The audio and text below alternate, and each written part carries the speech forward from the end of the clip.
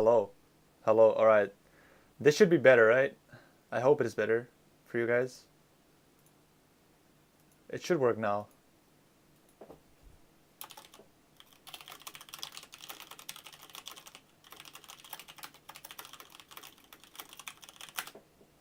So OBS says that my mic is working, so I hope that it's working for you guys as well.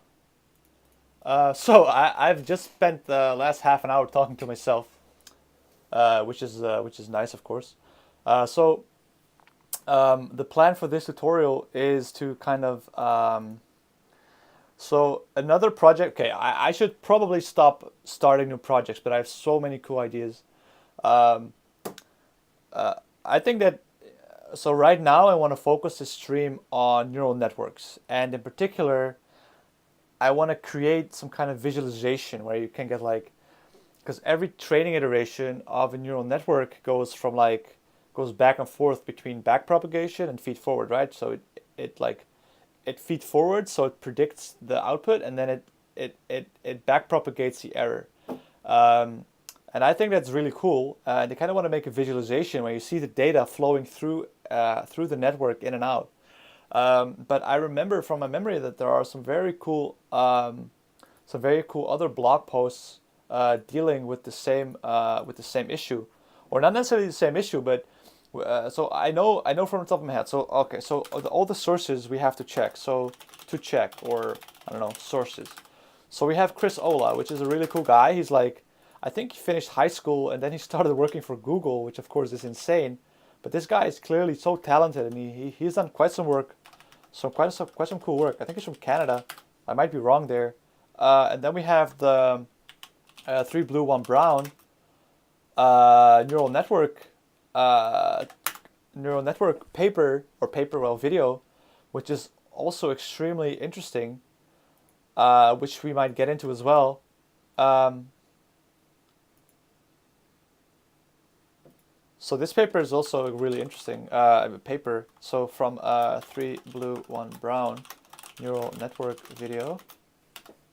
Um, yeah, so if you guys have any other tutorials that you want me to cover, or if you have any other cool visualizations for neural networks, please let me know, so I can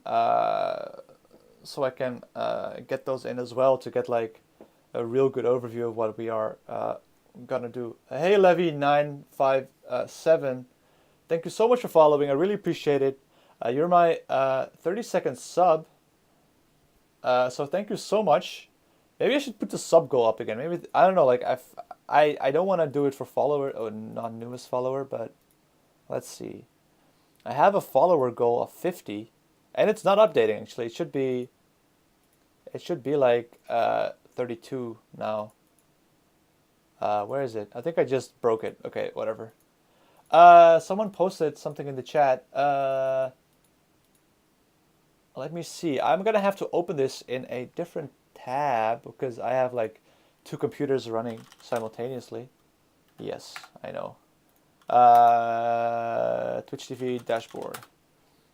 Then I'm gonna slide this over to here. I'm learning data science. Your channel is really cool. Thank you so much, Levy957. Yeah, I'm learning data science as well, so we're learning it together. We're in this together, right? So if you have any questions, any thoughts, any comments, feel free to post them in the chat. I'm very passionate about data science, so you can always come to me for sources, ideas if you have a good idea and you want a second pair of eyes on them, or if you have a coding project that you're stuck on, whatever. Um, Silence says Centex machine learning. Yeah, Centex is the guy who like programs at idle, right? I think I've seen some Python tutorials. Just me, bruh, says, "Hey, what's up?" So today we haven't done that much actually. We just started, so we haven't missed anything. It turned out that I had my mic on mute for like quite some time, so that was funny. Someone posted something in the chat, and I can't see it anymore. I can't see it in my other. Okay, so I'm gonna copy this, and I'm gonna make a paste bin. There should be an easier way of getting this to myself, but okay. Copy. I'm gonna paste this, and then we are gonna. Come on. I'm gonna type Rainy Moody. So if you now search Pastebin for Rainy Moody, I think you should find the link there. Pastebin.com. Your paste has triggered automatic detection spam. Sure. Okay. Okay, I understand this. Then we search for Rainy Moody. Yeah, this is kind of a big workaround, right?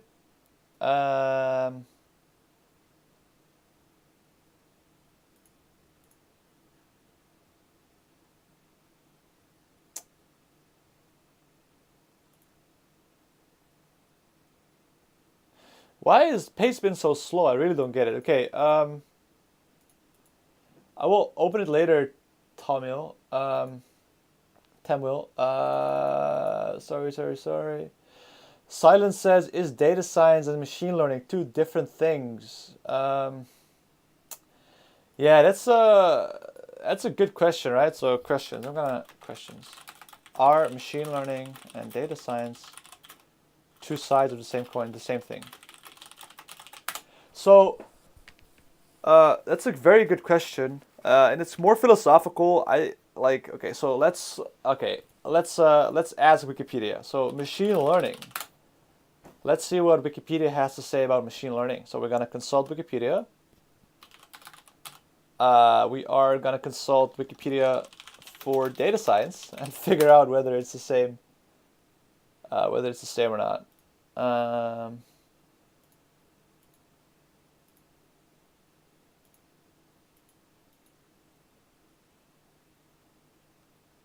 Okay, Tamil, I'm gonna help you here. I'm gonna make like a new Dropbox thing because new text file test. See, there we have it. So I'm gonna copy and paste this real quick. Kind of copy this, and I'm gonna copy this one. It's just such a workaround, like. Okay, so we asked, is machine learning the same thing as data science? We had, oh man, so much is happening in the chat. Hold up 1 second. So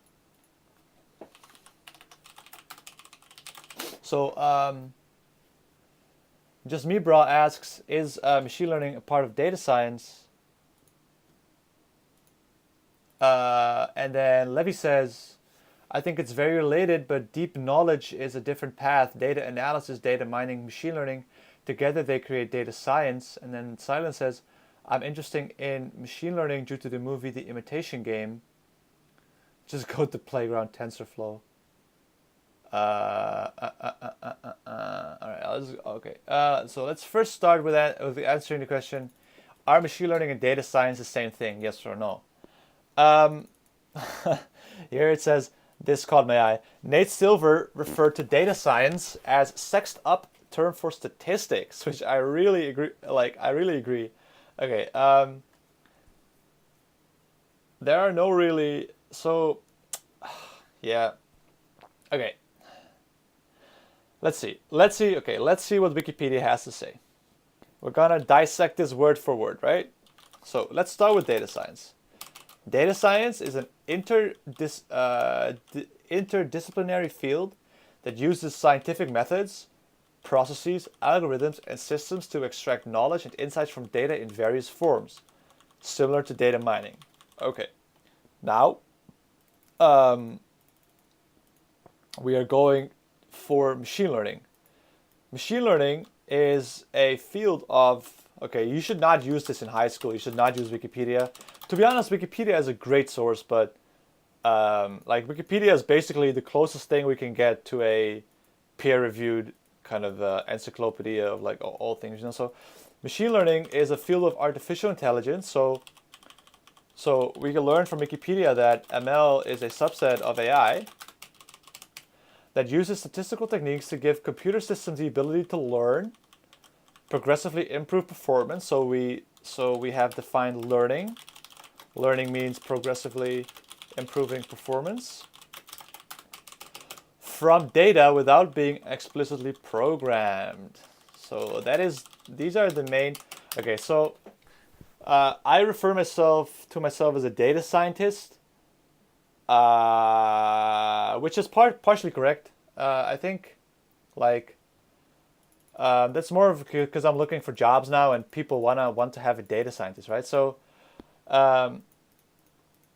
data scientists are more like so I don't see myself as a business analyst, but that's kind of what you're doing if you're doing data science.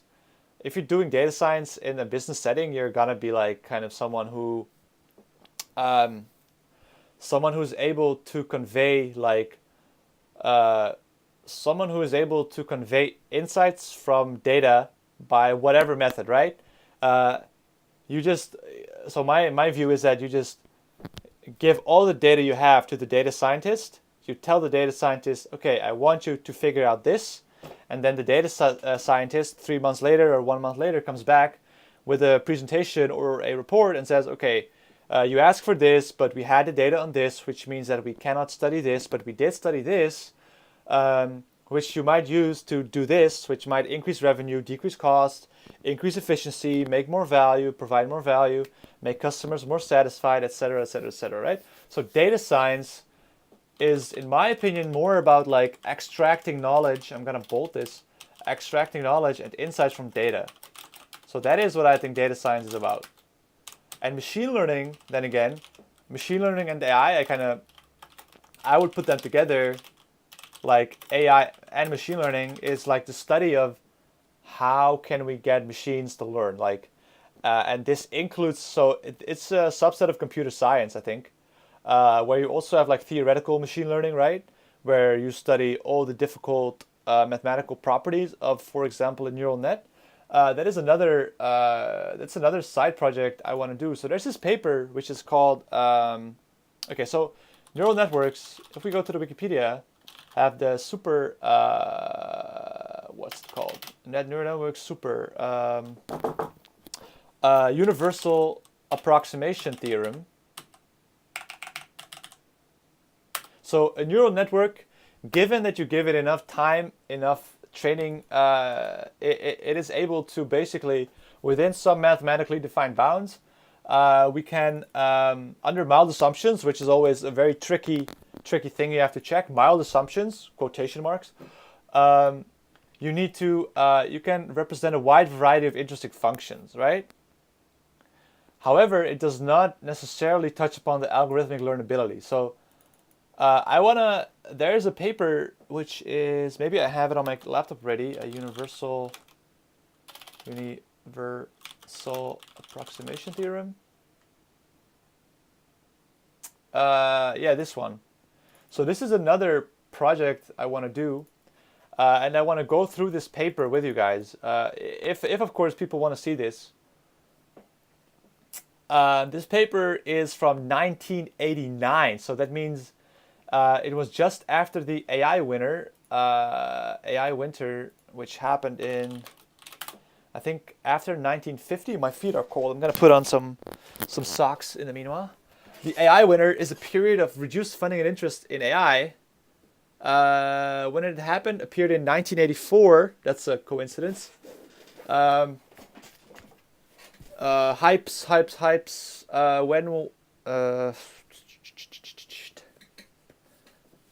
Nuclear winter, hype cycles, blah blah blah. So this is another project I want to do with you guys.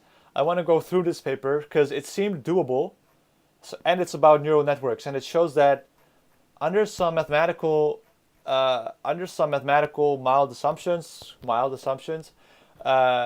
you can you can use a neural network to approximate a lot of functions, and I think in particular dense functions. So I'm just gonna go over the summary real quick. If you guys don't want this, you can of course stop me and say I don't want to read this paper. But it's about neural networks, and I think it's important because it shows that deep neural networks theoretically are just, I don't want to say overfitting, but they have some properties. If you stack enough of them, you can approximate any functions. So I think that's one of the reasons why neural networks have found such large-scale success, right? Exactly because of these properties. So we have that. So in this paper, which is about the superposition of sigmoidal functions, so basically neural networks, we're gonna approximate some standard functions. So what he's saying is that we demonstrate that a linear combination of fixed univariate functions and a set of affine functionals, so this is just kind of like flat functions, can uniformly approximate. And now we have to be very careful here, because uniform approximation has a very particular meaning in statistics, which is quite strong. I recall that from my statistics class, to be able to uniformly approximate something is really a big deal. Any continuous function of n real variables with support on a unit hypercube. So it's on a unit hypercube. Only mild assumptions we have to check, of course. And so it talks about the representability in the class of single hidden layer neural networks. So this is about a single hidden layer, right? Okay, so I see some people leaving. So it's a sign that people don't want to see this, which of course makes sense. So we were talking about data science AI, and I'm just gonna go to I'm gonna work off the things that got linked in order. Let's go to TensorFlow first. Playground tensorflow.org. Levy says, I'm studying statistics at university. That's so cool, man. And then Silent says, I study computer science. It's also cool. Yeah, so this is kind of what I want to do, right? This is kind of what of course, the Google has done it already, but I still think it's really cool. Someone said I couldn't get it to work. Playground, let's see. And then you said something with tensorspace.org, HTML, playground. Yes, I'm typing over links. Sue me. Lenet.html. So what's this? Whoa, all right. Can you write here? No, you can't. Can you write here? No. Where can I write? Hello? Clear. I can't write anywhere. Is it loading or something? Menu. Lenet. Okay, I'm trying to write here, but it doesn't seem like I can write anything. This is really cool, though. This is really cool as well.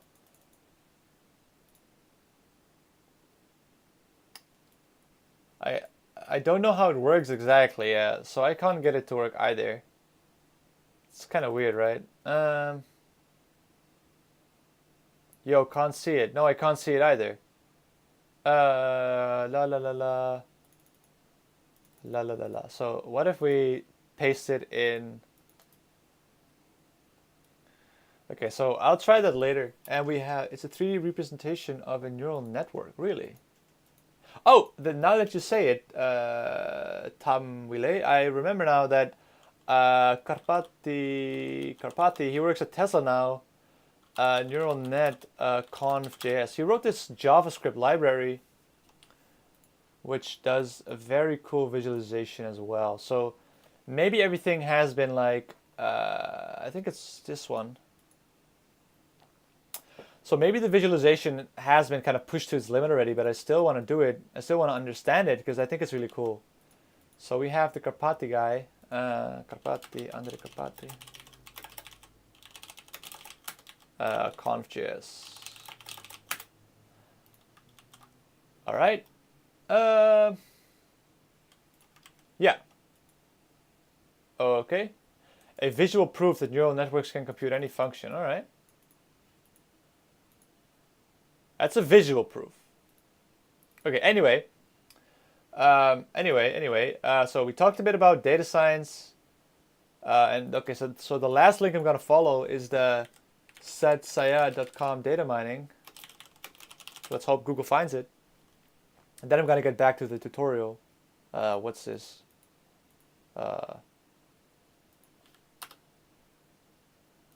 Data. Wow, okay. That's cool. I don't think this is the one you meant, right? I think this is the one you meant. No, it's not. Data mining. Yeah, maybe it's this. So, ads. We have 1 million page views. Wow, that's crazy. That's cool. So, okay, so data science is explaining the past and predicting the future. I mean, I don't know. I don't really see that. I don't really see it that way, but I actually, it's a nice.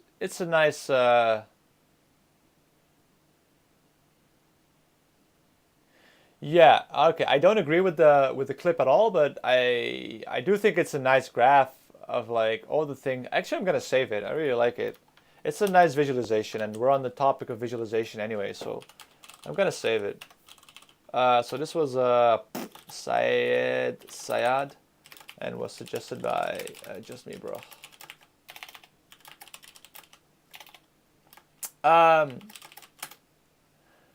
So yeah, Sendex, I'm gonna delete that. Maybe later. No, okay, I'm gonna keep it in there actually, because he does have some nice. Okay, so let's get back to the blog. So, so we had the insight. We got the insight that for further reading, we should.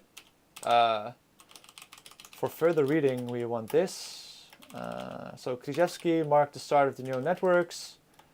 For representation. And then I have done stuff on representation.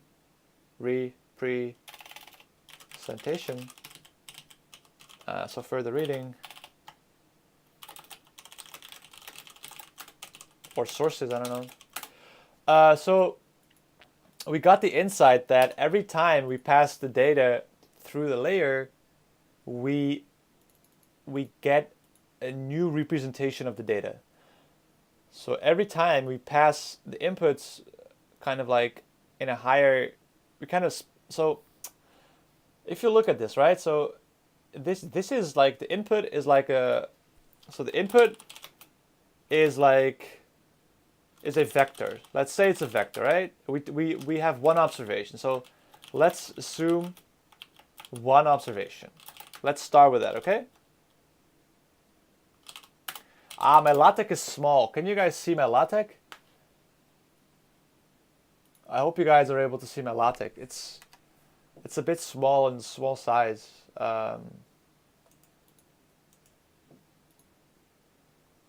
Oh wow, that is insanely cool. I opened the screenshot on a different computer, but that is really cool. So I hope you can see my LaTeX. So let's assume n is 1. So n is 1 observations. Then the input becomes, say, x1, so x equals x1, x2, x3. And that lies, of course, in the R3. And now I'm going to get an error because I don't have R3 defined here. Yes, I don't have R3 defined here. Instead of throwing an error, it just says, it just ignores it completely. So let's say math BB, no math cal, I think. R. That's an ugly R, but okay. And if we then, so the weights, right? How we have one hidden layer with 4 hidden nodes. This means that our weight matrix now I have to think of it.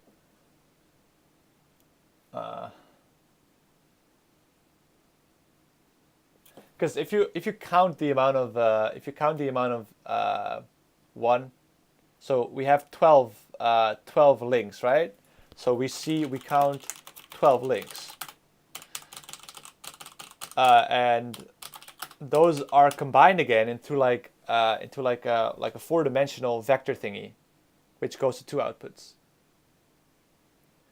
Just me, bro, says you're what? You're what? Oh, my typing like this, my LaTeX. It's just called LaTeX. So the stuff I'm writing in is called LaTeX. The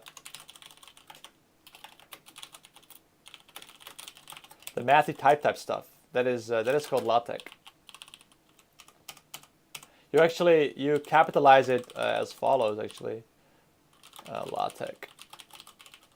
There's actually a LaTeX command which mine makes a nice LaTeX, so maybe I'll use that. Like I was scared it was maybe too small. I use it here, so it's a really awkward bind. It's like CCCXCL. Yeah, I know, right? It's a crazy bind, but that is org mode for you.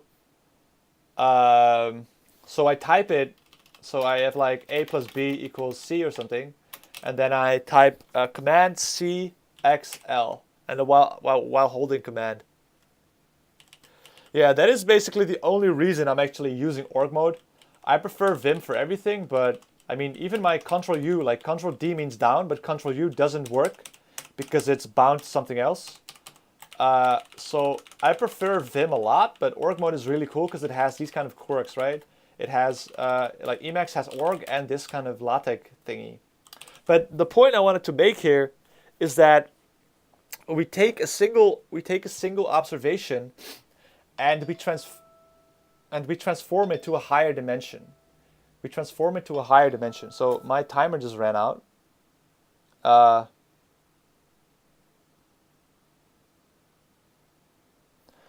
My timer ran out, and I'm gonna fill in what we did today. I got some messages, but so it is 13:23. I wanted to get one idea how to visualize training. We kind of did that, right? So what did we do? I muted my mic for the start of the stream. Then we talked about the differences between AI, data science, machine learning, and then we worked a bit on the blog post. Any distractions? Not really. Things that could do better, don't mute your mic.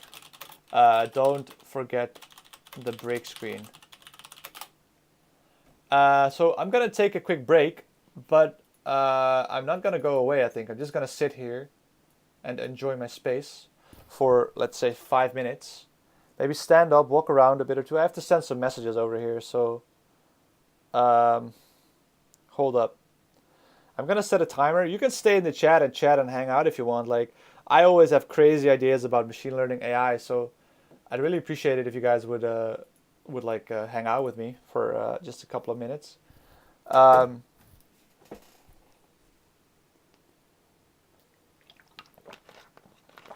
I'm gonna blast some really cheesy music, so don't sue me. Please don't sue me. I actually had some music on, some really obscure bossa nova, and Twitch actually muted my music on my VOD, on my 6th VOD. You can check my VODs on my YouTube. I think I've linked them in the channel.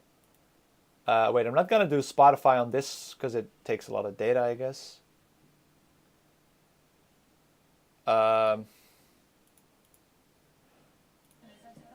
Oops!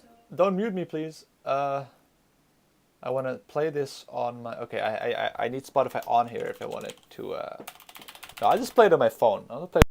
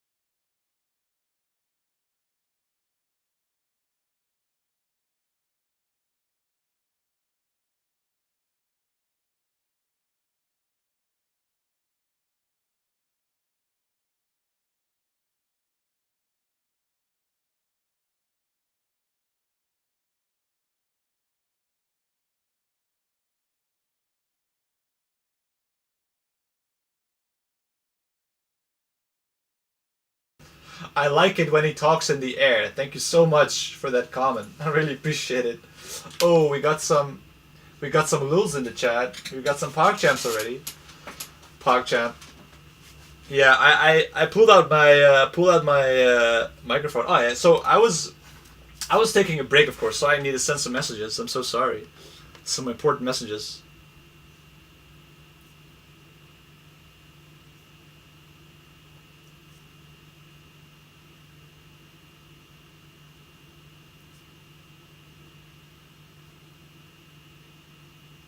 Alright, that's one.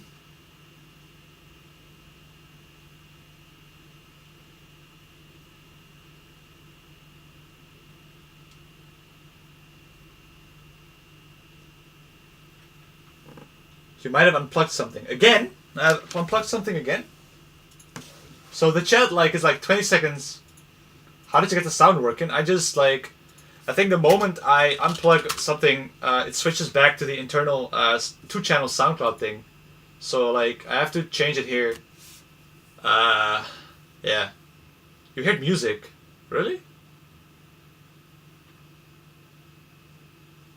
That's crazy. Oh yeah, I played a bit of music on accident. So I was like, please don't mute me. So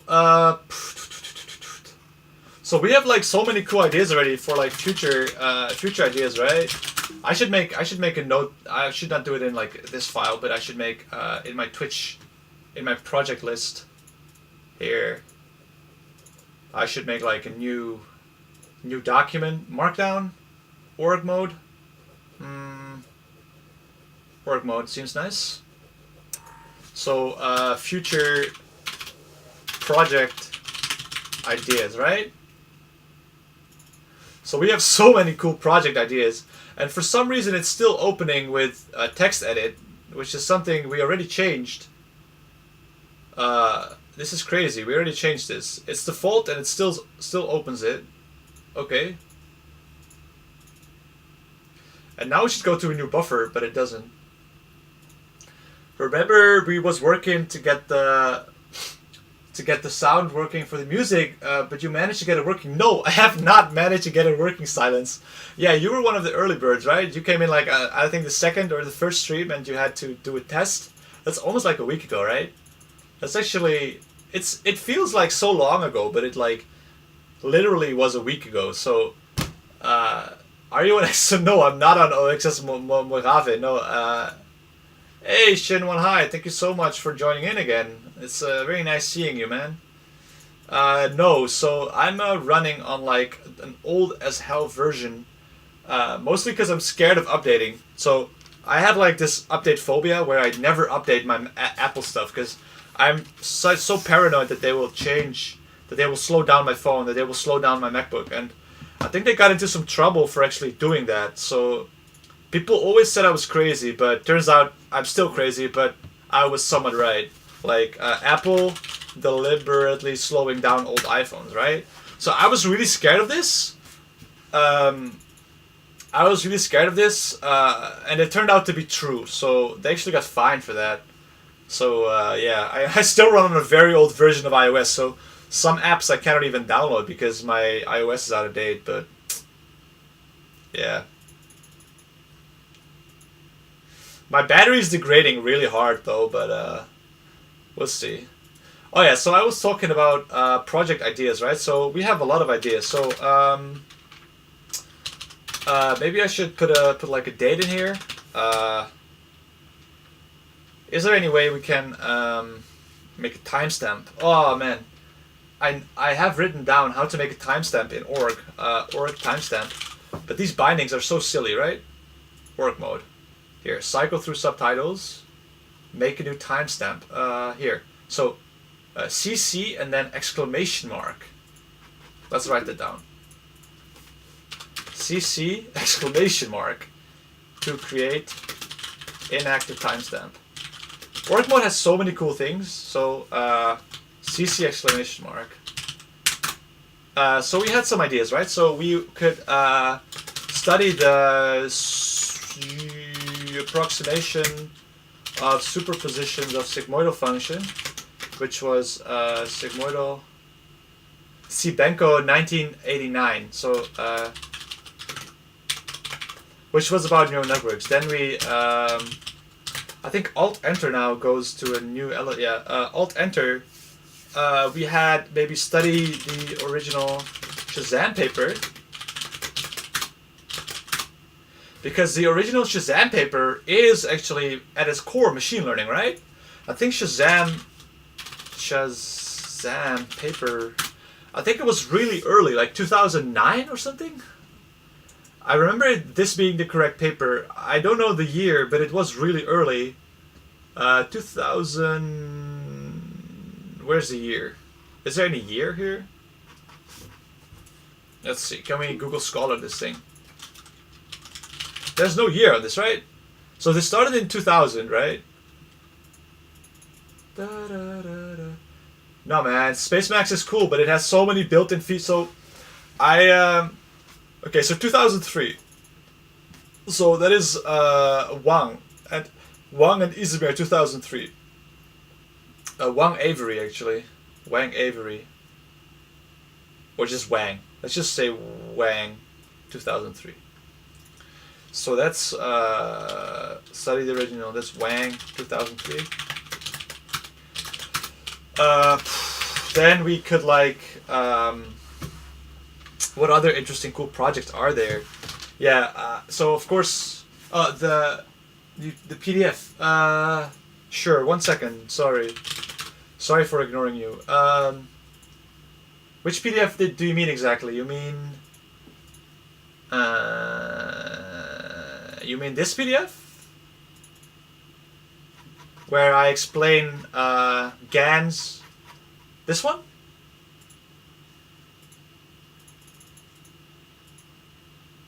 I can upload this to GitHub probably, but yeah, you know what? I'll freaking upload this to GitHub. Whatever. Just gonna throw it out there. 1 second. So that requires me to create a new GitHub.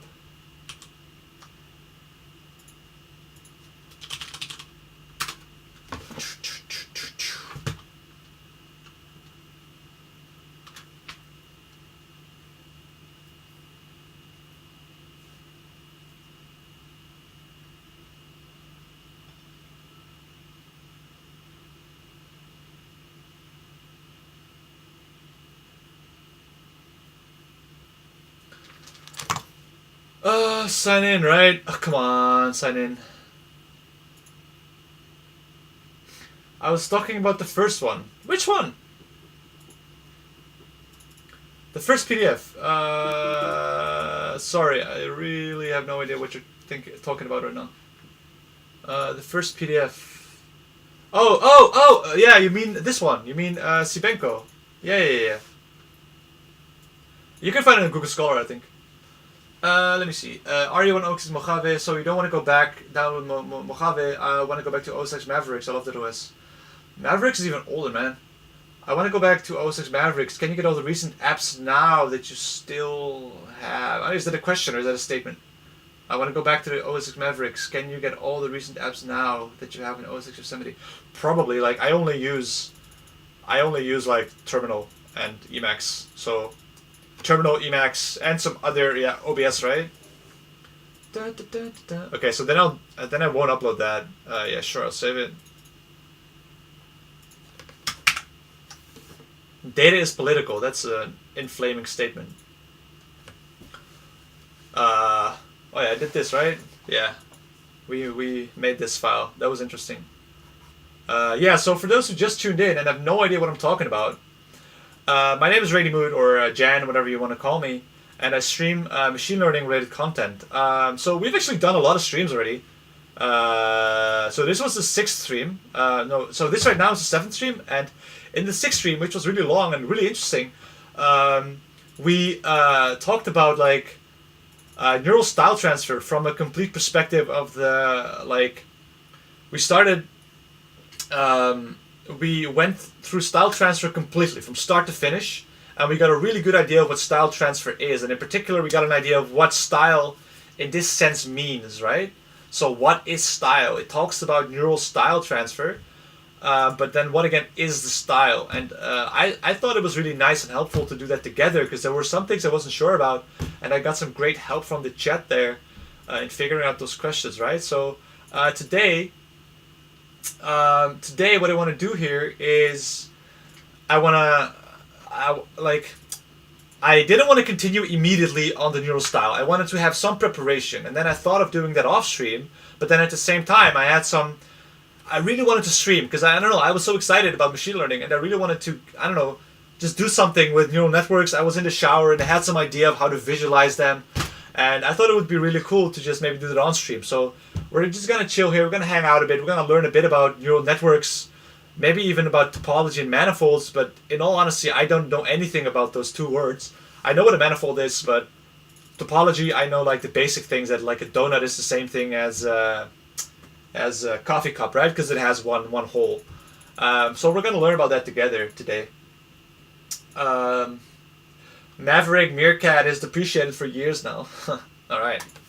So my timer went, so we have to stop doing nothing.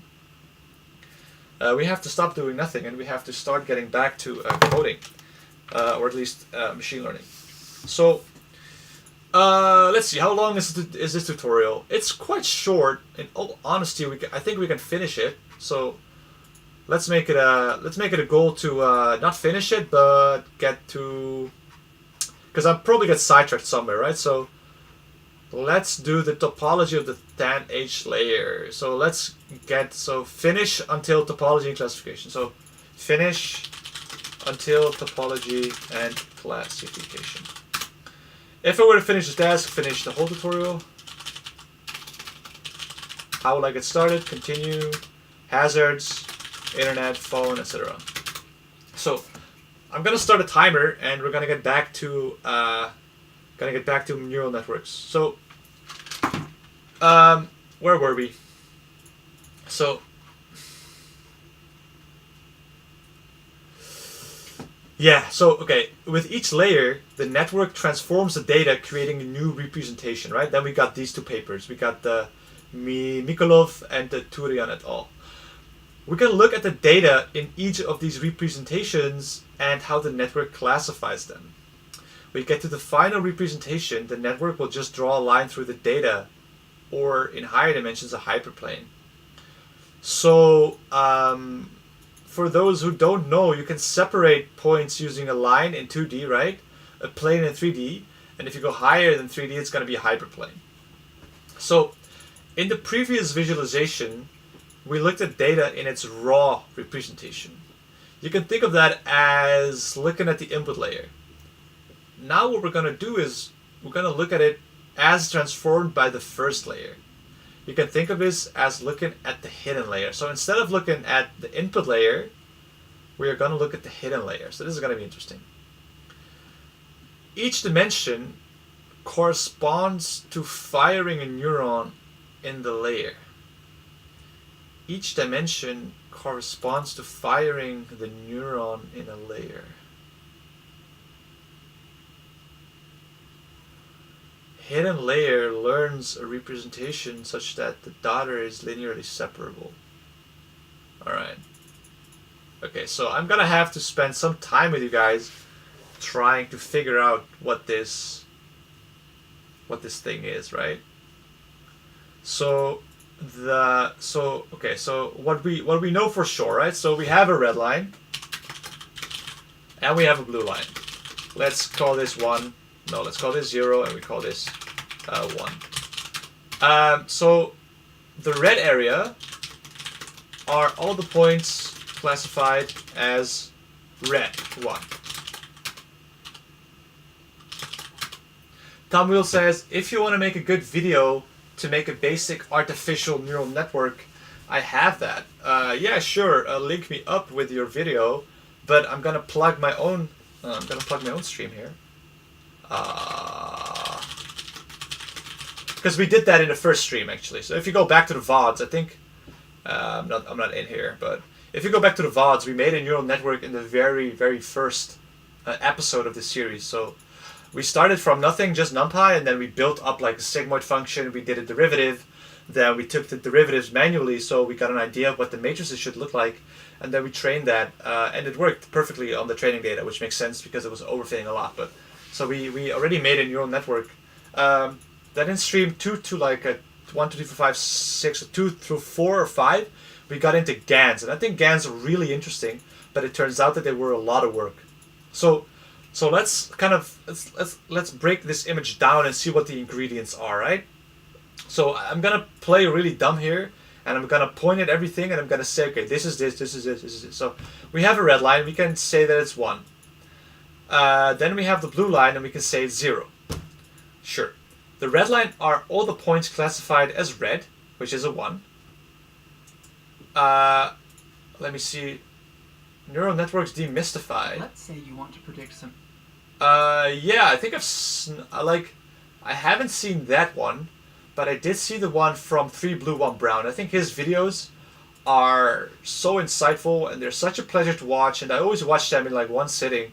Like, I don't know, his videos just itch, like scratch just itch, right? So they are like, I mean, the visualizations are cute, and they are just very nice to watch. His voice is very soothing, in contrast to my voice. His voice is like buttery smooth in your ears with the black background and the nice math and all the cute figures, and I just think his videos are such high quality, and I always watch them with pleasure. So the red line are all the points classified as red, of course. Okay, and the blue line, the blue area, are all the points classified as blue. So if we have a neural network and we have it trained, right? So what this means, so why I'm doing this, what this means is that if we want to make such a visualization, we need to make for every point, we kind of need to make like, we need to figure out where the algorithm predicts. So for every integer or every like 1/10 of a step, we're gonna have to predict red or blue. That's how you get this kind of image. Then on the axes we have, so the x-axis goes from 0 to 1, no, -1 to 1, and the y-axis goes from -1 to 1 as well.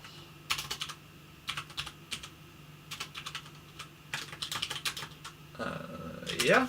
Oh, sorry. Oh, again, sorry. This works.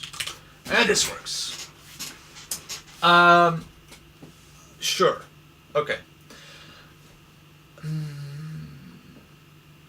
Okay, so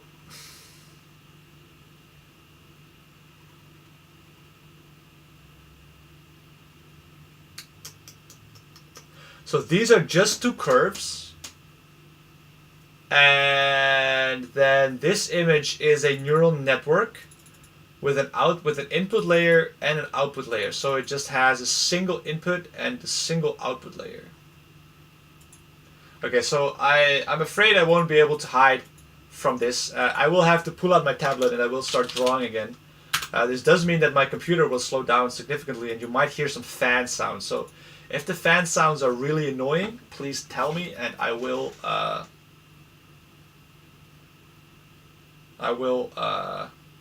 change them, alright? Okay, so please bear with me while I am grabbing my tablet here. I'm gonna grab my trusty old tablet. It's huge. Actually, look at this. It's ginormous. But it allows us to make visualizations that are very nice and pleasing on the eye, I think. Alright. So, let's plug that in and have a go at it. I should buy a USB hub. That's for the next for my next big buy, maybe on Black Friday or whatever. Yeah. All right. Okay. So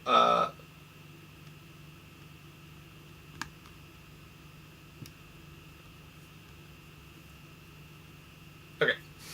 So can we measure how wide this is? Let's say it's 1,000 wide.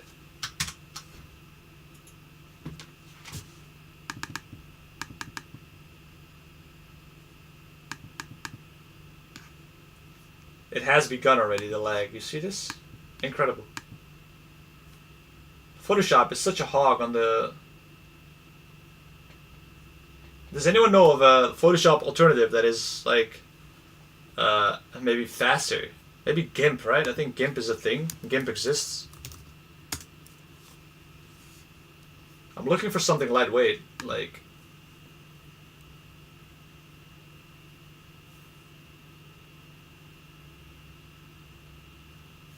Because this is just download directly. OSX, right? It's not...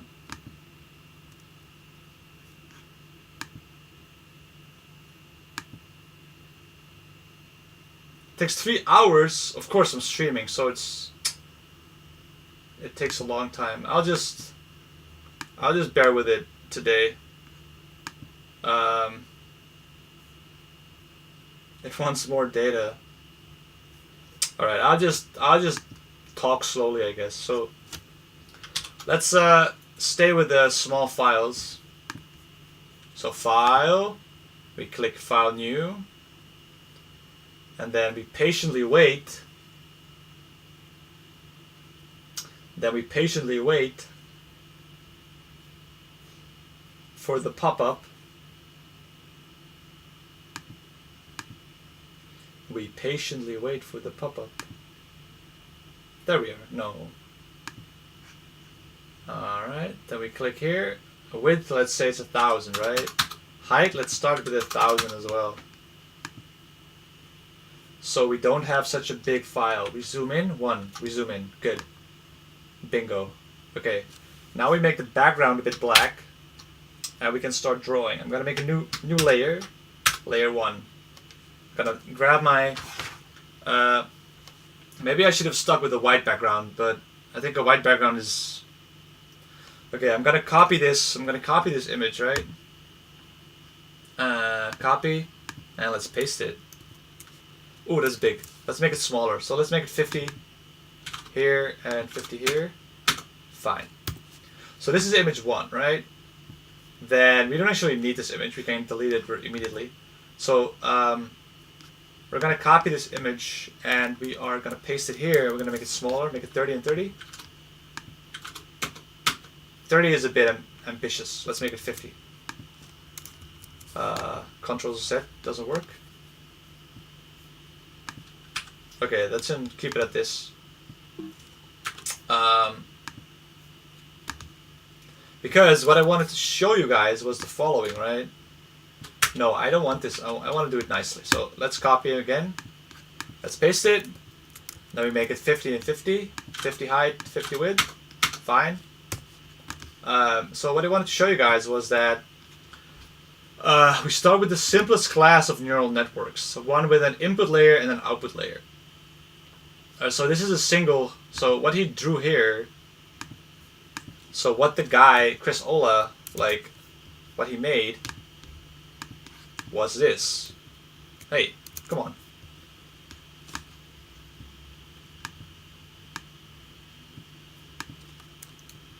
What? Why can't I copy this? This is a drawing. This is an XML. This is not a draw. This is not an image actually. This is something else. All right. Well, we can turn it into an image. Don't worry. I got it. Okay, I'm not even gonna try. So what I wanted to show you guys was that what he has made here is basically this. He has made a single neural network with one input layer and one output layer.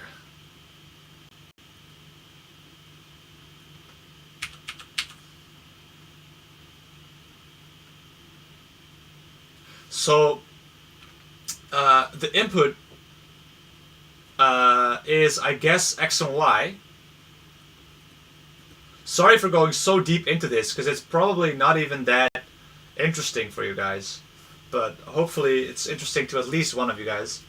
So the input into this neural network that is shown here is X and Y, so the X and Y coordinates. of the training data. So I guess, for example, it could be, for example, we could have this point. Let's say red was 1, right, and blue was 0. So an example point would be 0, then minus 1, 2, 3, 4, 5. So you get minus, oh my god, what is it? Whatever, minus like 0.9, minus 0.9. And then the label would be something like 1, right? So this would be one observation that we could put into the algorithm. So we have x and y. X, y, and then the label. So the inputs are x and y, and then the output is either 1 or 0. So that's why you see 2 hidden layers here, because the output is either 1 or 0, I guess. We could have written it as this, so where you output either 1 or 0. So you do like, I think then your activation function can be something, probably something like this, where you make it a different color, maybe. Where you put it like this, red here, closed dot here, I guess, open dot here, and then depends on, of course, which, if you want it left continuous, as we do now, or if you want a right continuous. It doesn't matter, I think, because the probability of getting 0 activation is quite low anyway. So, so all I wanted to say was that is a neural network that is shown here.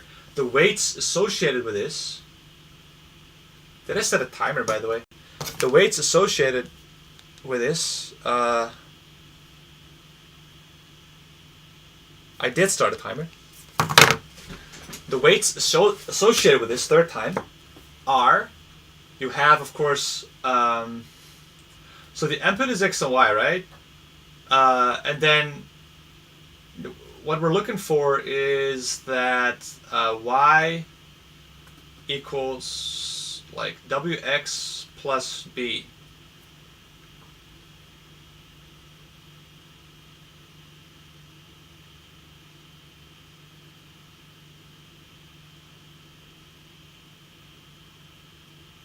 Right?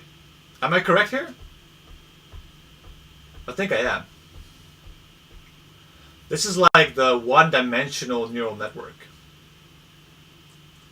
And then by finding the weights and the biases, right? If the bias is 0, that means that at the x is 0, it shows you exactly the line. It shows you exactly this point, right? It shows you where, like beta shows you exactly where this point here is on this axis.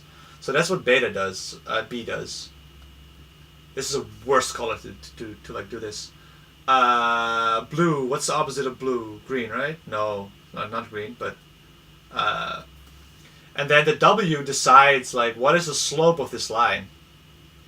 That is what W decides. W decides what is the slope of the line. And B decides, well, where does it cross 0, right? Because if you plug in x is 0, you get y is B.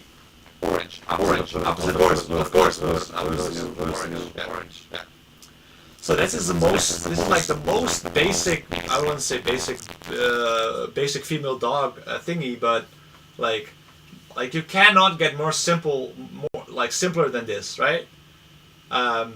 So here we see that the weight it trained is actually 0. So, and we also see that the bias is actually 0. So this algorithm will, for example, if you get this point, it's 1 and minus point something.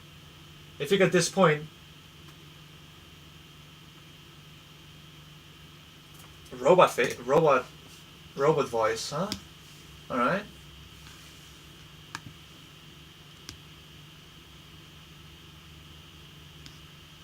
So let's go back to the tutorial. Okay, now before we can visualize, as before, we can visualize the behavior of this network by looking at it, what it does from the different points in its domain. It separates the data with a more complicated curve than a line. So let's copy this image. Let's copy this image. And let's paste it in this bad boy. This bad boy can fit so many... this bad boy can fit so many classifications in there. Alright, we got that. And now I want to copy this one, but it won't allow me to. So we're going to have to make our own. Can we now stroke this with a brush or something? Probably. Edit stroke. And then let's make it a brush. 5 pixels? Sure. This looks good. Then we have 3 input layers, so we get... wait a second. We need to make a layer via cut. And then we go 1. And we merge this. Then we do it again. We merge it again. And then we multiply. And then we multiply it again. And then we're just going to erase stuff because we are lazy. Like this. So we can now merge everything. And then we're going to erase stuff. Let's erase this one and erase these, right? Hey, Rylax037. I think I've seen you before once, or actually I hope I did. Then we actually made some mistakes here, so we want to kind of quickly fix that. We want to shift this a bit down. Can we do that?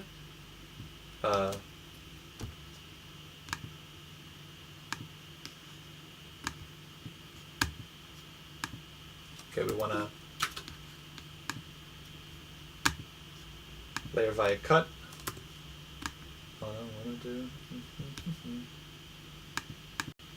Okay, so the color is really ugly. Okay, so this experiment turned out to be less successful than I initially thought it would be. But okay, doesn't matter. So the colors are really ugly. I hope you guys are willing to look over that. So now what we're looking at is we are looking at this neural network, right? So let's think about what we have here. We have 3 input features. And already that kind of strikes me as odd, because what are the input features? If anyone knows this, please feel free to tell me, because I'm gonna draw some nice things now.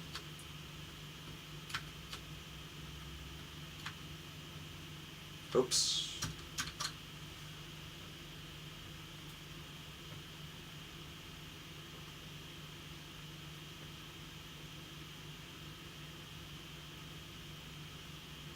So like, I don't really understand this neural network. So I thought I understood it. Or maybe this is just a different one, right? At the okay, so he's saying like modern neural networks have multiple layers, and they have at least one of them. So, okay, let's just say we have one of them, which is the easiest case, and this is just a diagram of a simple network from Wikipedia. As before, we can visualize the behavior of this network by looking at what it does to different points in its domain.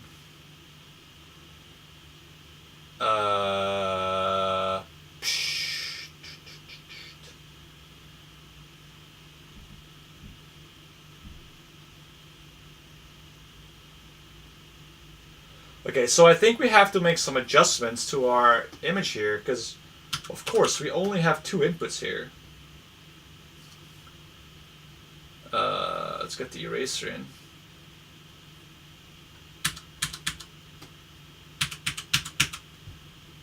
Rylex says, this is a very interesting field of programming, but zero gain. What do you mean with zero gain? I don't understand it. Do you mean zero progression in state of the art in the last years, or you mean without any useful applications to society? I'd be interested in your answer, because I think it's an interesting discussion, right? So this is my kind of why I don't like using Photoshop anymore for streams, because it's so slow, and now you guys have to wait for me until Photoshop starts responding again. Look at this, it's not responding, I think, right? Oh, maybe it is. And then you have me who tries to click on everything while the program is not responding. So that's a bad combination. Okay, so let's think about what we see here, because with each layer, the network transforms the data, creating a new representation. We can look at the data in each of these representations and how the network classifies them.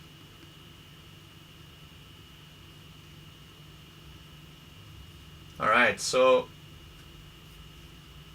like what I want to know is, how do you get that image? How do you come to that image?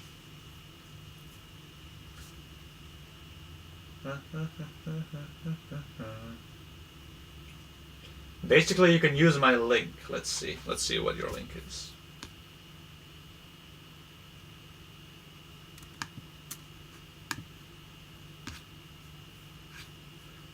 Oh yeah, there was a bit of a dip in the stream quality. I see that. Free online whiteboard. Okay. All right. That's awesome. Okay. But then I can't, like, can I add images?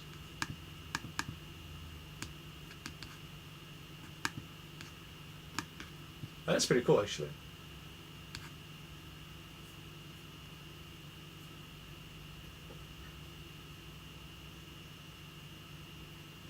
Okay, let's try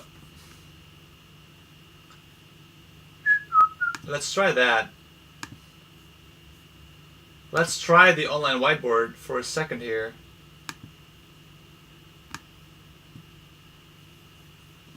Let's try the online whiteboard thing. Tutorials point.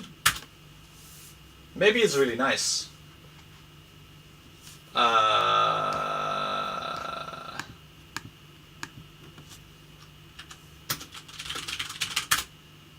Can't open page.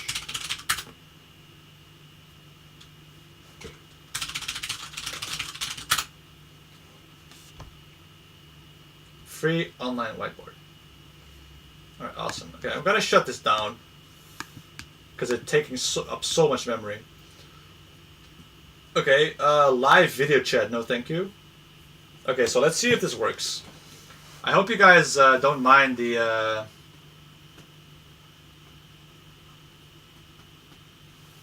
Okay, now how do I clear stuff? Eraser, big size. Make it a big boy size. Maybe 50 or something. Can I clear everything? Clear. You want to clear this board? Yes. Can I change the background? What's this? Oh wow, this is almost like a school whiteboard. That's awesome. What's this? Lines, rulers. All right. Awesome. That's actually really cool. That's pretty nifty. Can I make it like colored and... that's actually really cool. Alright, so let's get a nice red in. No, wait. Let's get this in, and then we can start drawing with the red. And I want to make it like 5 point. No, 10 points. Not 5. 5. Okay, 5 is good. Awesome, man. This is a great tool. This is really nice. Now, can I get rid of this?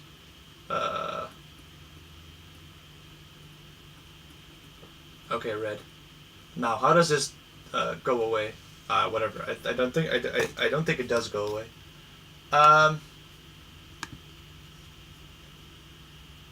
On the top left, 8 items. On the top 3. All right. So we were talking about this image, right? How do we get this image? Because what are we exactly looking at? That was the question. So what are we looking at in this tutorial? What we are looking at is we have this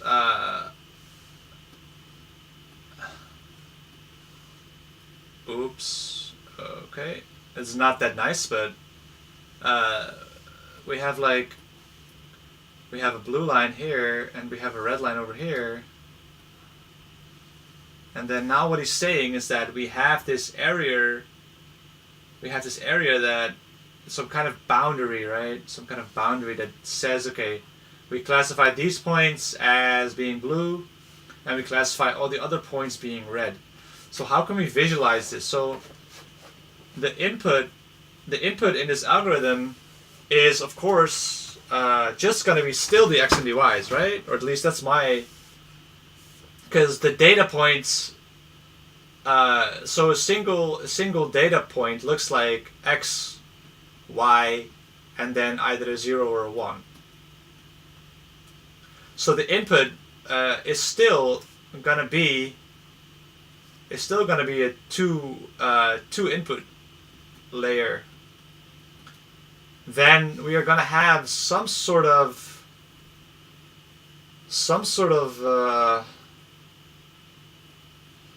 hidden layer thingy, and my guess is that it's going to be 2, but I'm not sure. My guess it's going to be 2 hidden layers. Why? Because he visualizes it later on in a 2-dimensional R2 as well. So, and then we have 1 output layer, right? So this is my guess of what it. So 1 hidden layer with 2 nodes. Yeah, and 0, 1 is the output, where 1 is red. Maybe I should make it like this. And this. So yeah, 0, 1 is the output.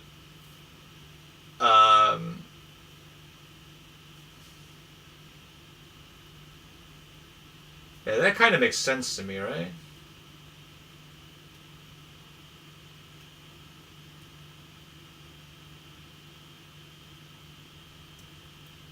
So can we maybe do a similar thing here?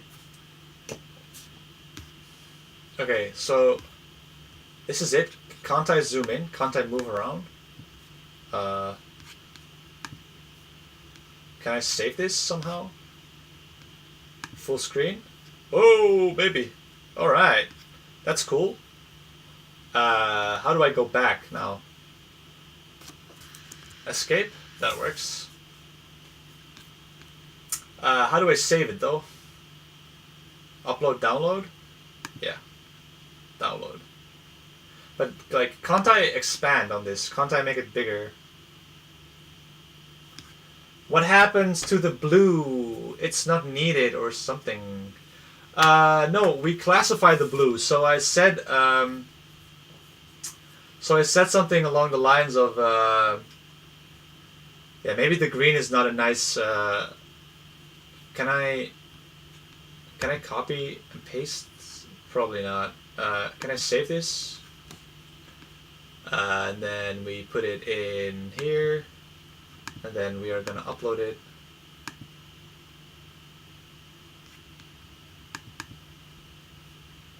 All right, cool. So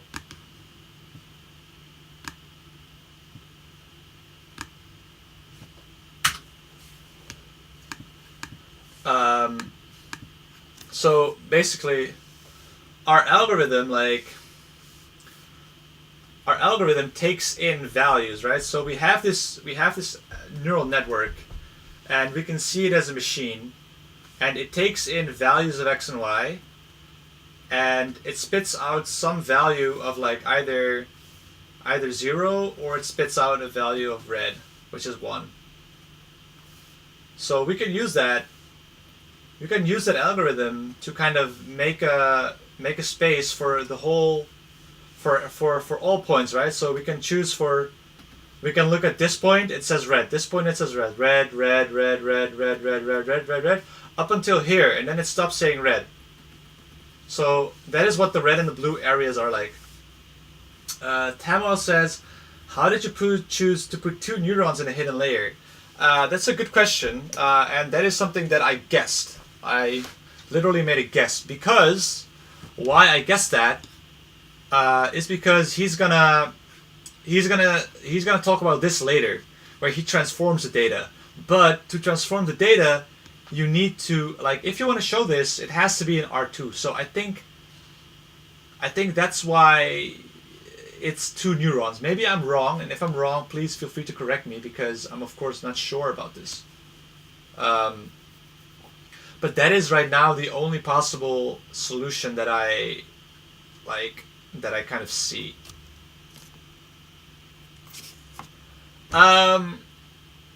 Okay, so if we add like a new layer, so what this question or guide tries to show is that if you add a single hidden layer, you can suddenly separate them.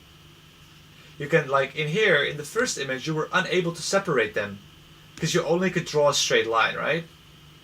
But the moment you can separate, the moment you add a hidden layer, you can suddenly introduce nonlinearities, because this is a nonlinear function, right? This looks like a quadratic function. I'm not sure too. No, me neither. So that is, yeah, I'm not sure either. So anyway, we inserted another hidden layer, and that suddenly allowed us, or at least allowed that guy, to classify all the points again, and come to this boundary thingy.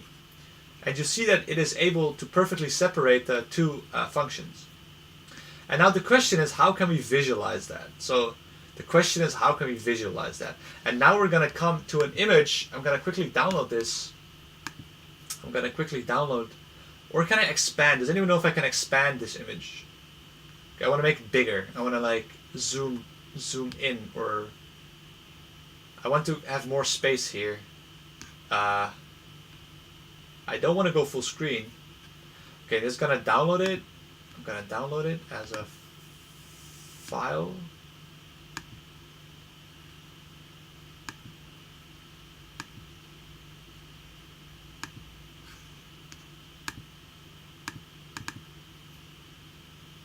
Okay. And I'm gonna shut down Photoshop because that still takes up a big burst of memory. Okay, really cool. So what we're now gonna do is we are now gonna look and see if we can decode what this means here. Because this to me is where it starts to get a bit vague, right? So so our best guess right now is that we are dealing with a neural network which has the following kind of type. So we have input, hidden, and then we have output. That's our best guess, or at least my best guess of what it should look like. Then let's copy this image, let's download it and add it into our whiteboard thingy.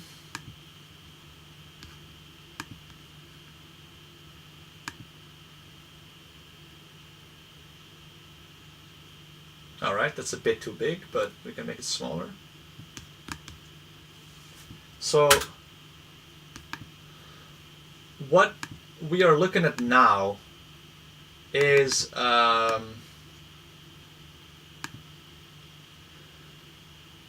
so I think it's the same. I think that you know, I have a good idea actually. I'm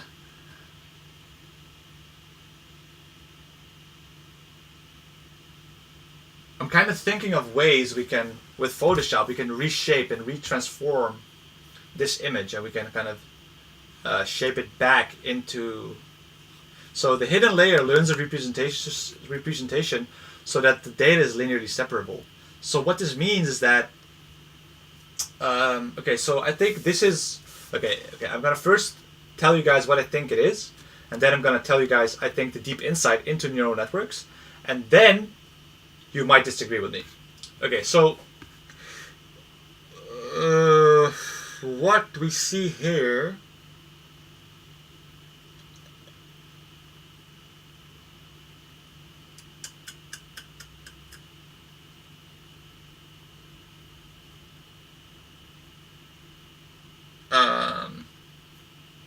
So what I think you see here is that I'm not sure what you see here.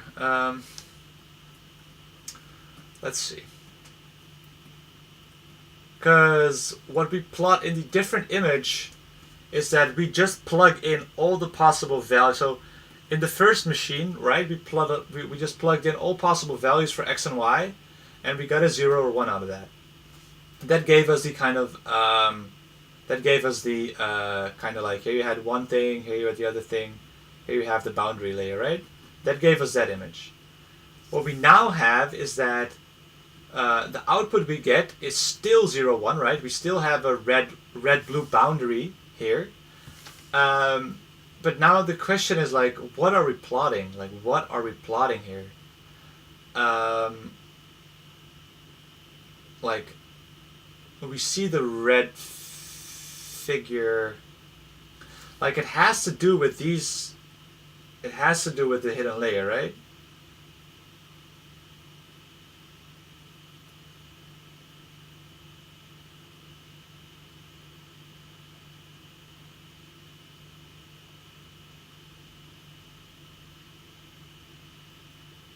Sorry, I have to think about this. Does anyone know the answer? This is a quiz for you guys. And so what is being plotted here? We will now look at it after it's transformed by the first layer. You can think of this as looking at the hidden layer. So we looked at the data. That is looking at the input layer. Now we're looking at it with the first layer. So this is the transformation of the data after it is being transformed. Okay, wait. Okay, I think I have something for you guys. So the data is just pairs of XY label, right? So the data is pairs of XY label. This is messed up. XY label, which is XY red and XY blue. And those are, of course, that is this line. And the XYR is, of course, this line, right?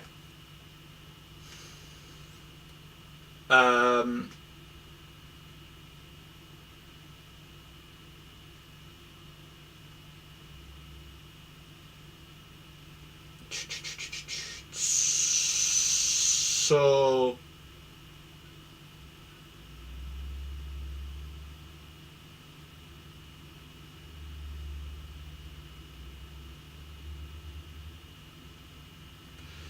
okay, so that is, yeah, okay. So because you got so you have the layer 1, right? And then you have the layer 1 activation, where the layer 1 activation is the sigmoid function of layer, it's a bit laggy, of layer 1. It's a bit unresponsive sometimes.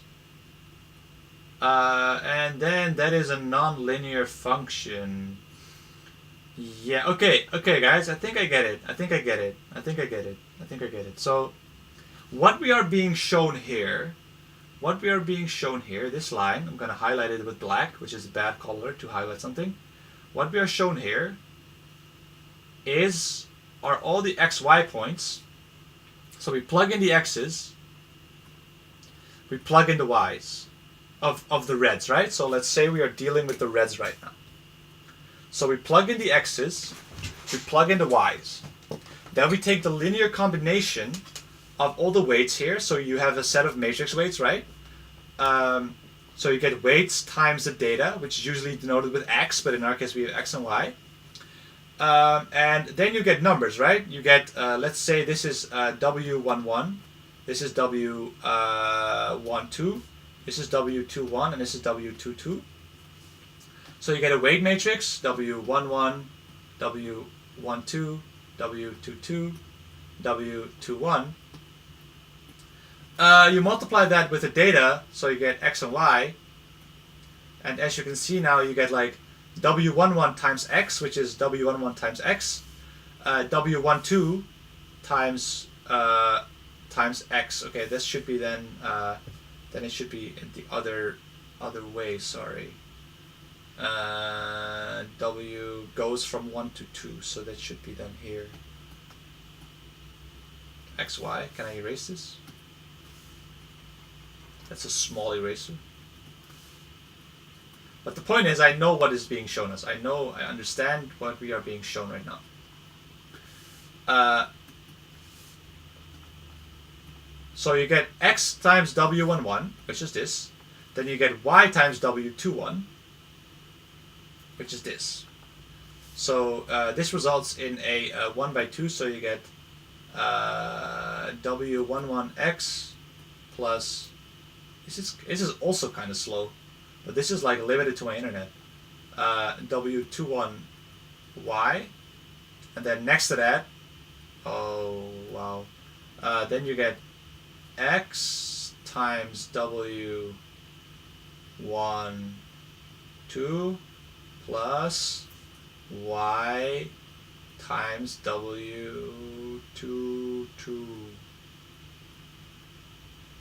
But then we take the sigmoid function over this. So those are the layer 1 activations. So these are the layer 1 activations.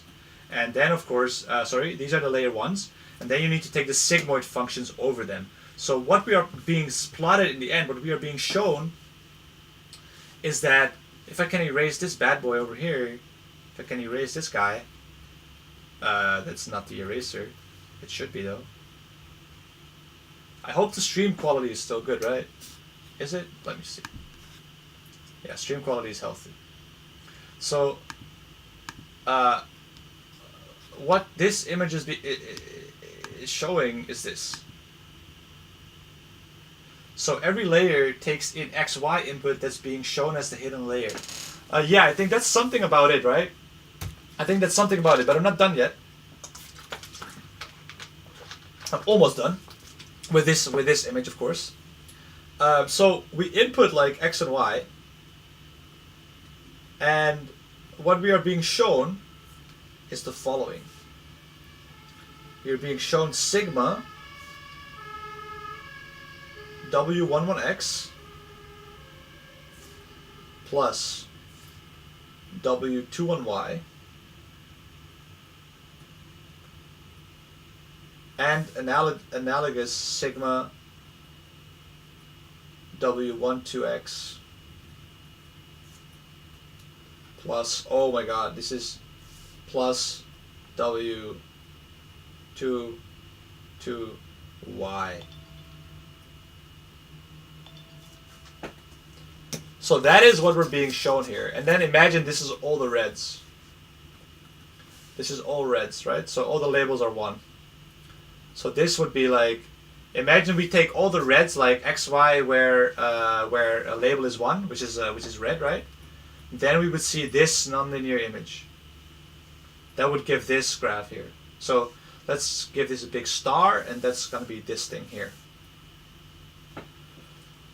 Wow! Any questions? Because I think this is the insight. Like, I didn't know, and I think this is what we are looking for, right? My phone just went. Maybe someone heard it, and we have another break. This is also a very nice natural moment to stop for a break and let that realization sink in a bit, right? So if there are any questions about it or any things that are unclear, let them know and I will respond to you in the chat. All right, so let's fill in the super work here. Let's see. So finish until topology and classification. So we didn't finish. So it turns out it took a bit longer than expected. So did we finish? No. What did we do? We studied the two images and came to the inside what is shown in the picture with the single or hidden layer, where a nonlinear transformation appears. Yeah, sure. No, how to improve? I don't know. You guys tell me.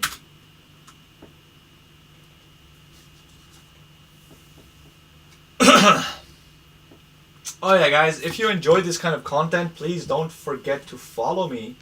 It means a lot. I am like, I don't know, I have 32 followers now. So I'm really like, my goal is 50. So if you like this kind of content and you want to learn more about machine learning, feel free to follow me. It means a lot to me because I'm shooting for that 50 subscriber goal. Let me see here. Yeah, so I have this subscriber goal here. So if you could follow me, that means a lot. I am gonna update this actually because it's old.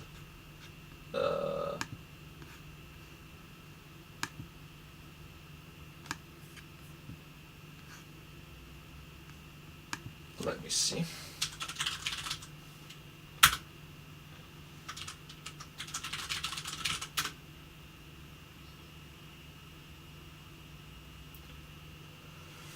Tom Wheel says, I think in the graph he has applied the activation function too. 10H, not just the matrix product. Yeah, that is what I meant with the sigma, right? So I used yeah, it should be maybe 10H, right, and not a sigma. I always use a sigma activation, sigmoid.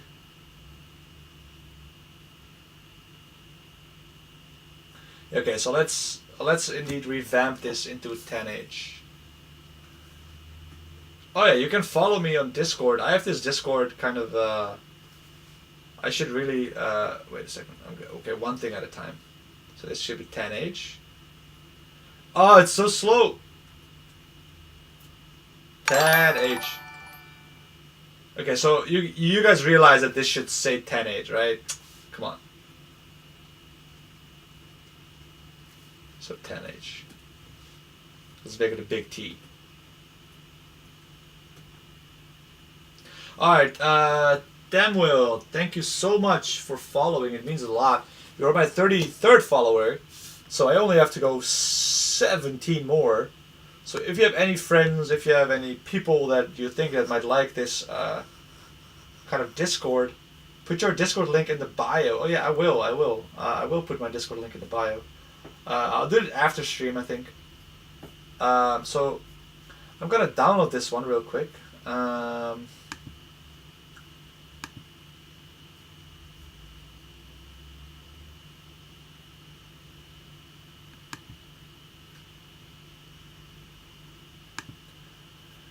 And then I'm gonna go, I think, okay,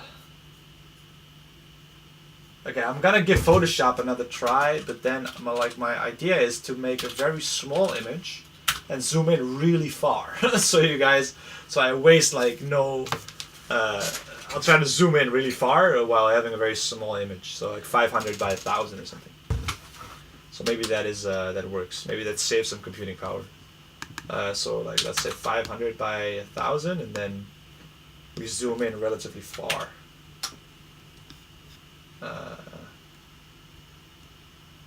Yeah, so this might work.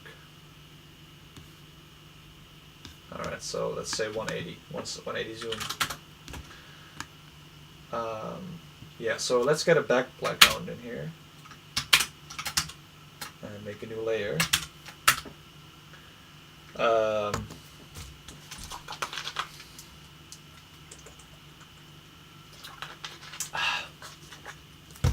Okay, so I hope everyone's still here.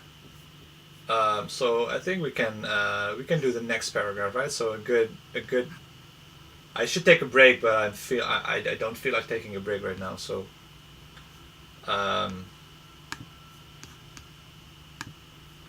I think that a good continuation of. Oh wait, what time is it now? It's 2:30. No, it's 14:30. Okay, so we can finish visualization of continuous visualization of layer.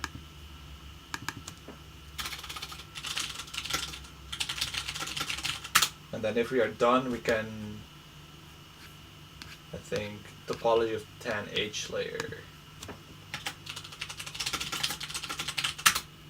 How will I get started? Continue where I picked up. Hazards, internet, phone, Twitch chat, Omega Loop. So yeah, we can definitely finish that. Okay, so just to reiterate, what we have here, I'm gonna paste this in here, and it's gonna be huge now. So let's decrease it 20 and then 20 as well. Alright, maybe 30. Let's say 30. And 30 here. So what we have here, what we see here is that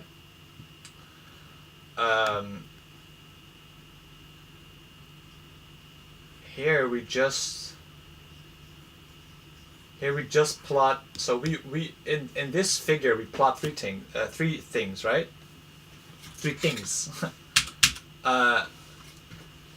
We have this thing here. Ooh, this is a bit. The quality of the line seems to be really off.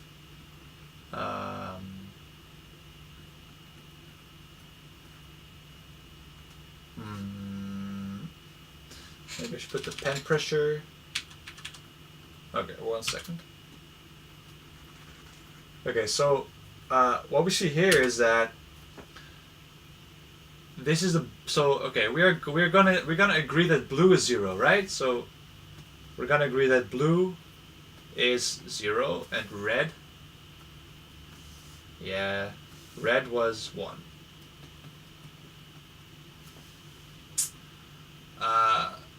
Then so what we plot here, we have this machine. Let's give the neural network a green. Why? Because I think green is a nice color. So the neural network is a green machine. It's a neural network. And as input, it takes in X and Y. And it spits out either 0 or a 1.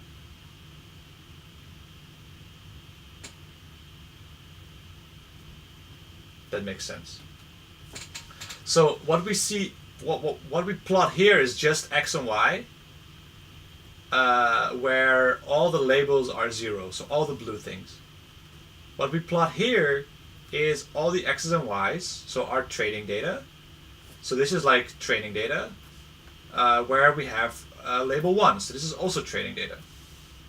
Then in all the other things, in all the other regions, so for example in this region, in this region, in this region, what we plot is we plot the X and Y, but so we can call the predicted label, let's call it label hat, so predicted label, and we plot like the predicted label, and that is like output from a neural network.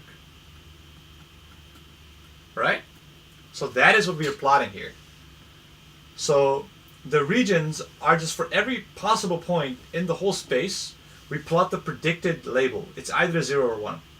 And this gives us like a nice boundary on which we can see how it works. These are just real data. This is also real data, and the rest is just output from the neural network. Now we have that settled, we can get to the following image. Now we have that settled, we can get to the following image, where we paste it and it's huge, and we reduced it to 30, I believe.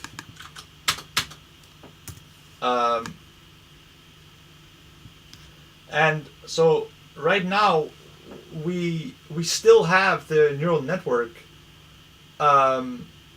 We still have the neural network, but we're gonna kind of plot it a bit differently. So instead of plotting the X's and the Y's, we are, so if we look at the neural network, if we make a drawing of the neural network again, so the inputs are going to be X and Y, and then we have 2 hidden layers, and we have 1 output variable, right? And so I think he uses a 10H activation layer. So if we call this W11, this let's use a different color here, deep blue, 11, 12, 21, and 22. Okay, this was possibly the worst color I could pick, but then if we multiply, like if we have our X and Y is in a row vector, and we multiply that by the matrix, so W11, W21, W12, and W22, then you get a, this is a 1 by 2, this is a 2 by 2, so you get a 1 by 2 vector in the end, which is X W11 plus Y W21. So that is exactly, so let's underline this, that is exactly X W11 plus Y W21. So that's exactly like the layer 1 activation, so we call that the layer 1. And then we have a comma, and then we take the same color here, CMYK blue, and we take, so this is a 1x2 vector, guys. You gotta keep that in mind. Thank you so much, Magnum478, for the follow. I really appreciate it. It means a lot to me. Thank you so much. You are my 34th follower, so this is really nice. Thank you so much.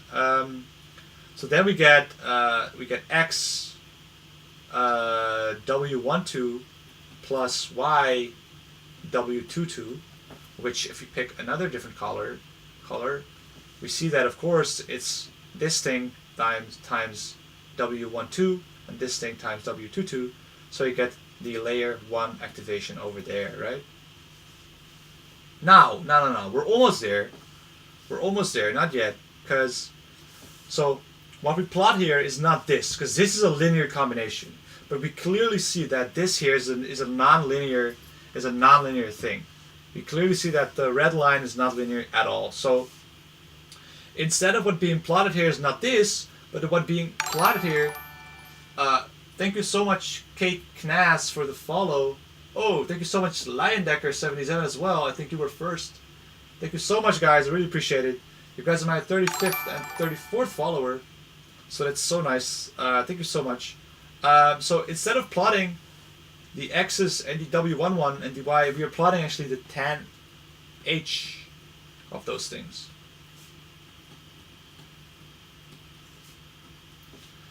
All right. So if we look at so again, we can do the same thing which we did here. So instead of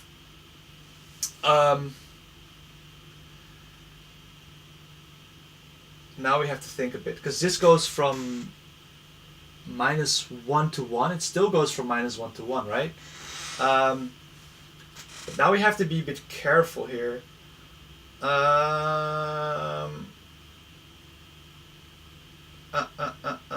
So okay, we know for sure that what we plot here is we plot. Let's call this. Can we call this something nice? Let's call this t of x, and we can call the other thing t of y, just to make it a bit simpler, right?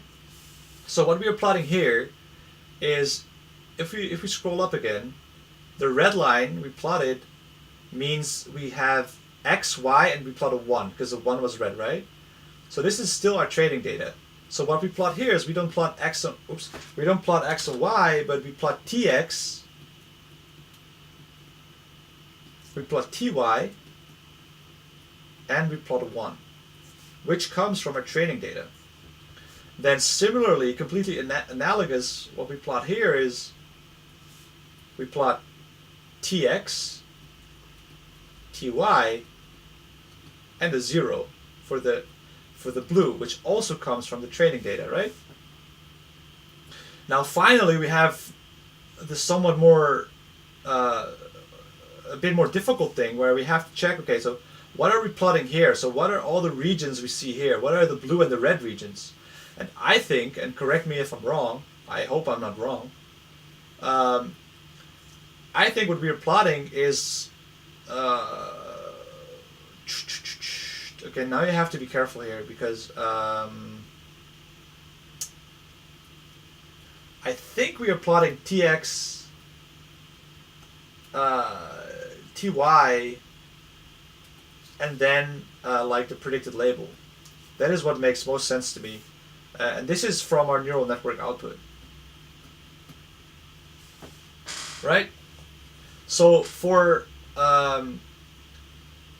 example, if you take this,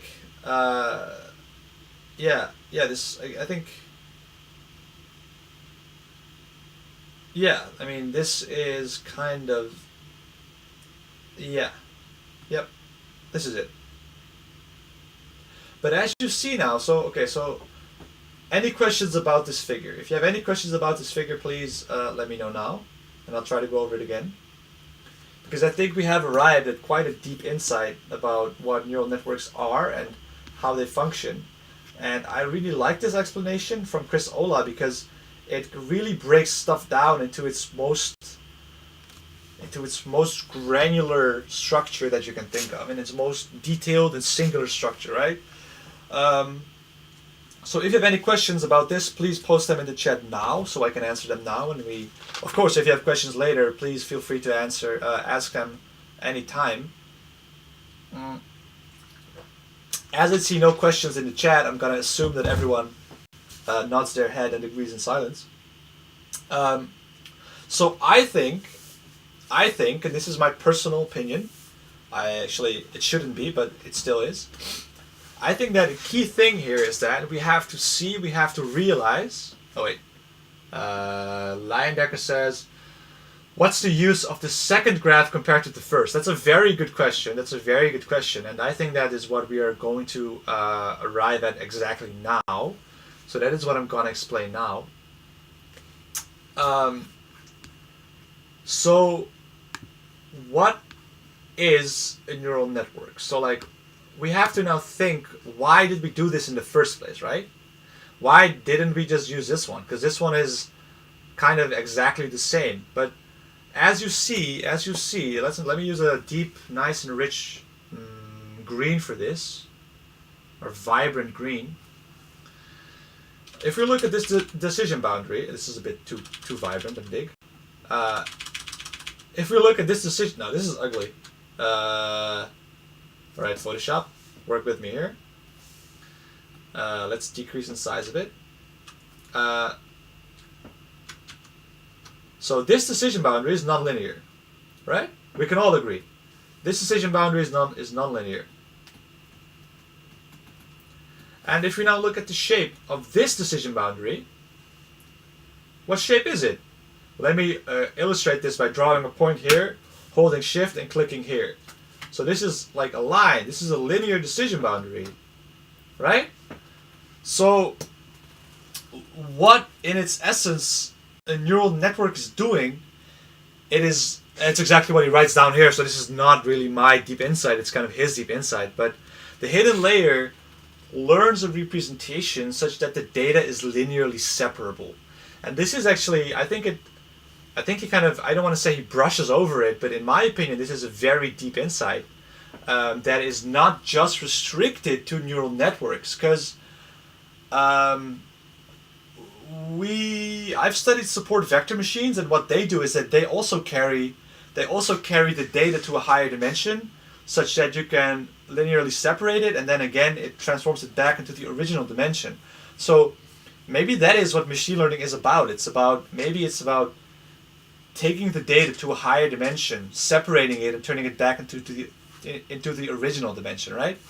So a very often used technique to solve a problem is to use not backwards optimization, but backwards induction, right? So you assume you have everything you need and you start with the last step.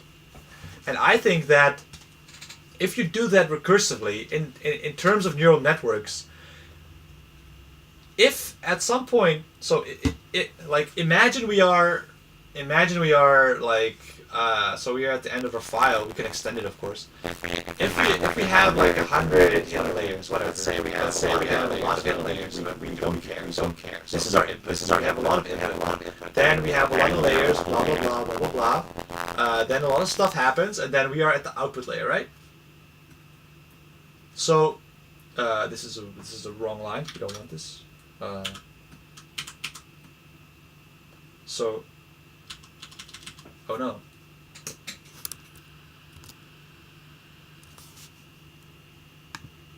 Hello? Okay. So that's probably my internet then. Alright, it's better now? Okay, so what did you guys miss? I don't hope you guys missed anything. Okay, whatever. Even if you didn't miss it, I think it bears repeating anyway.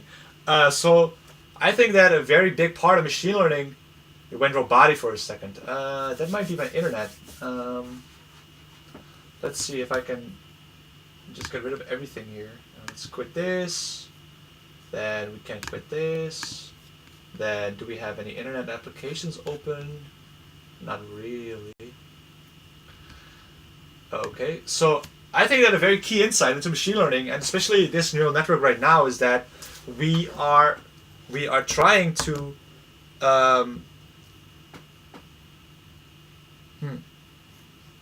sorry. Okay, I keep getting distracted by stuff. So the very deep insight here is that a neural network, in the end, at the final layer, it looks and it sees, is my data linearly separable? Right? So why is this the case, and how do we know this? Well, we know this that if we have a single layer, like a single layer hidden neural network, right? So this one, I might be able to draw it actually. If we have then it, like, if you only have one layer, then what it says is, okay, can I linearly separate the data? Right? That is what it tries to do in the last layer. And then what it does, if we add a single hidden layer, then what it asks is like, can I transform the data in such a nonlinear way? Can I transform the data such that in the final step, so if we take this image, right? So what I'm trying to say here is that if we have okay, maybe I can do it better with just the example provided in front of us here. So what it's saying is that if you have input here, you have 4 hidden layers, and then you have 1 output layer, then what all these neurons ask is like, okay, hey, can I transform the data in such a way that in the end here, so you can see this as a new no hidden layer. So if you just disregard everything here, right? You can view this as a single hidden layer, a 0 hidden layer, input output neural network. So if you like, I think this is a deep insight. Maybe it's not. Maybe you guys disagree completely. But if you assume everything is given from the layer 1 until the penultimate layer, and you only look from the last layer on, then what you get is a simple input to output direct 0 hidden layer neural network. In other words, you get a very simple linear classifier. So what this means is that what the rest of the neural network tries to do, it tries to change the data in some way, shape, or form that at the very last step it is able to separate as much data with one single linear sweep as possible. That is, I think, what a neural network does, right? I mean, that's kind of literally what it does. So, any thoughts about this, actually? Any thoughts? Because maybe I'm completely wrong, right? Maybe I'm completely... I think my timer went, actually. Maybe that's why I got distracted. Did my timer go? Let me see. Well, so when did we start? We started here at 2:30. Now it's 2:50. No, it can't be. Can't be. I think we still have... We started immediately, so that's... 2:30, 2:50, so that's 20 minutes. So I still need to do like 25 minutes. Let's do 25 minutes of working. So, okay, so Leyendecker says it's a good insight. Thank you very much. I appreciate that.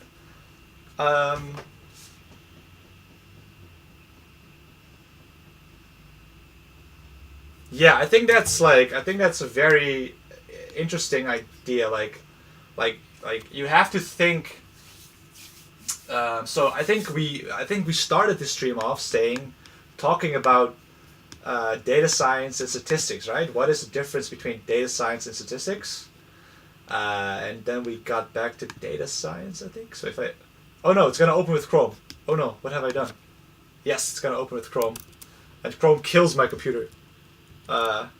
So let's go to data science here. I wonder benefits compared to nonlinear SVM. Good question. So this is an SVM, right? This is an SVM here, the Wikipedia page. And I have to admit, I know what they are. I know how they're used. I am honest here, and I don't understand the math, because it's like a very difficult optimization program.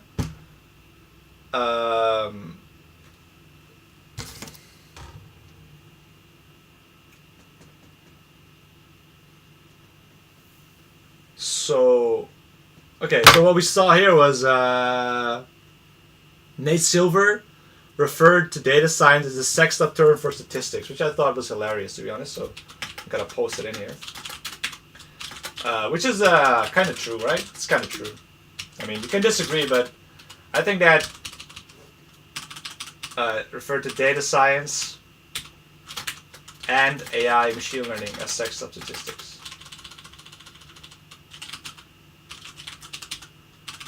Okay, he didn't refer to it, and I think. Okay, whatever. So I think ML is also a bit of like sexed up statistics, right? Like that, you will not get distracted by your phone. What's that? Let me see. Yeah, sorry, I'm waiting for an important email, so that's why. Whoa, what's this? This looks awesome. What? It's a Pomodoro timer. Oh, awesome. Whoa. Well, this is why I like org mode so much, because people wrote crazy stuff in it, right? Wow. That's really cool. I will definitely check that out. I will definitely check that out. So I'm just going to make a quick note here. Pomodoro. Awesome. So where were we? So, okay, so we had this deep insight, right? We had this deep insight in neural networks. So that is, I think what a neural network is trying to learn, right? So all the previous layers. So if we,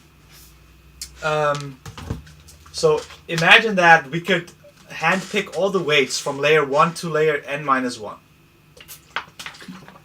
Then you would handpick all the weights in such a way that in the very last layer you have all the data linearly separable. That is what you ultimately want to do, right? You want to transform the data like this such that you can get it in a linear in a linear way. But of course, like, it's not unique. It's not unique at all, because we can perfectly separate these two if I have enough space here. So this this neural network is not unique. I think it's not unique, because we could, for just as well, could have gotten like this of a separator, right? If you can draw a nice, or maybe like even a bit straighter, even a different one, like so, right? No, that doesn't work. But my point is that it's probably not unique, and there are more ways to separate.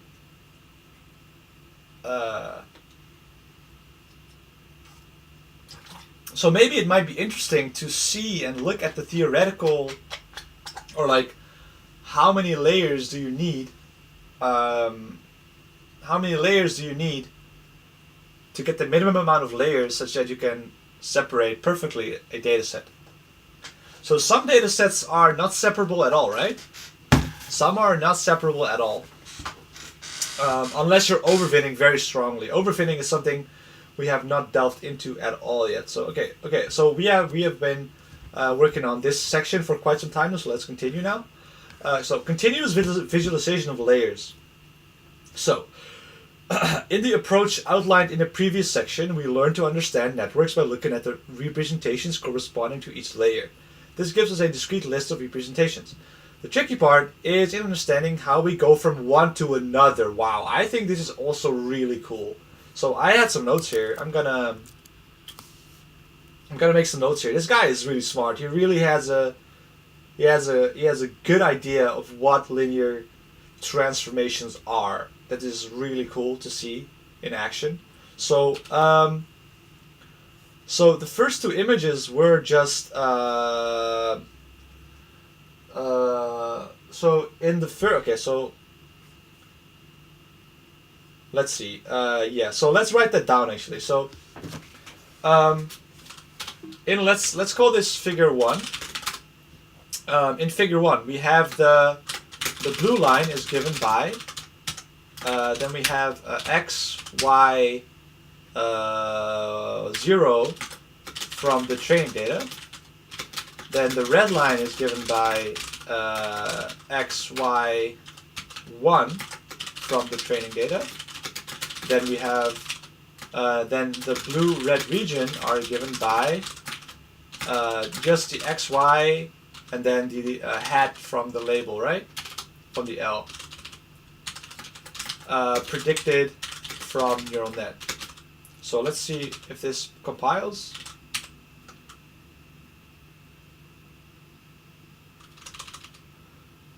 Oh, there is an error in your LaTeX. Where? Y minus 1. Oh yeah, you're correct. Thank you. I appreciate it. Thank you so much.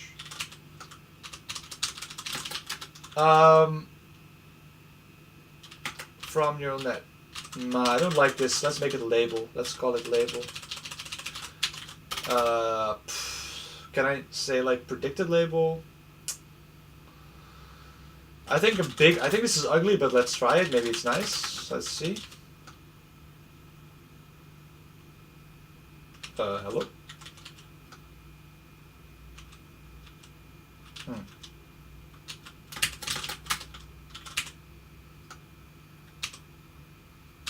Oh, wait.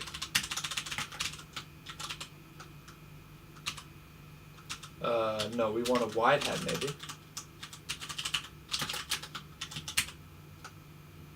Ah, that's better, right? Yeah. Okay. Okay. So now we arrive at the second figure. So this is the third time we're going to talk about this. So what do we see in the second figure? Now we have to pay particular attention. So figure 2. So the blue line is given by, and now we have to be a bit careful here. I think, how do I do, can I just type begin a line and end a line? I recall something vaguely similar that I can do that, but yeah, I can just do that. If I indent it, does it become indented as well? No. If I indent like this, then test. 1 plus 1 is 2. That does not work either. Okay, so the blue line is given by tx, ty, 0 from the training data.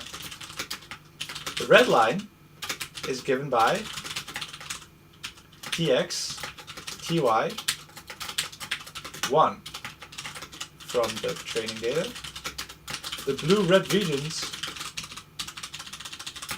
are given by tx, ty,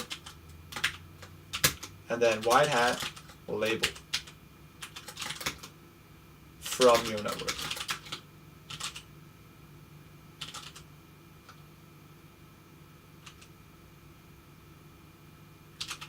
Where we have to take into account that, let me see, begin a line, end a line, tx equals, and now we have to go back to our math, tx equals 10h. Is that a command, 10h?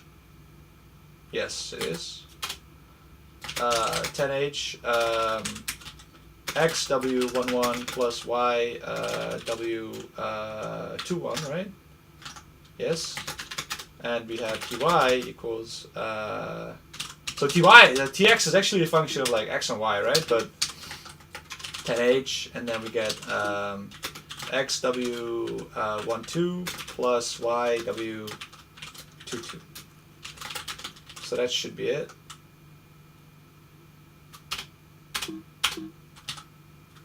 Let's make it a beginner line without any and then take into account, or just where. That's more mathematical, right? Okay, any questions about this? I personally don't like the fact that it says I want this to be like here. I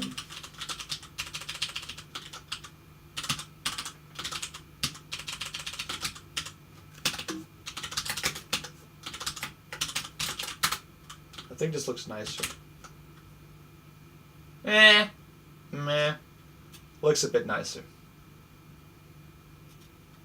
All right. Any questions about this? Right. So this is what we just did like a couple of moments ago. And now we are here. So.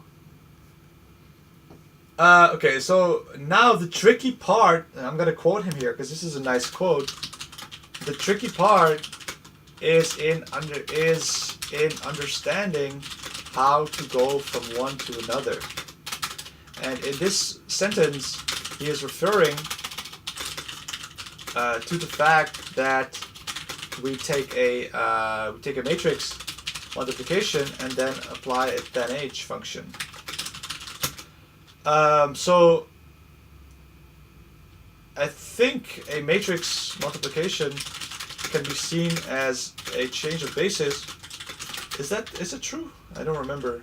Matrix multiplication change of basis. Should be some Khan Academy video on there.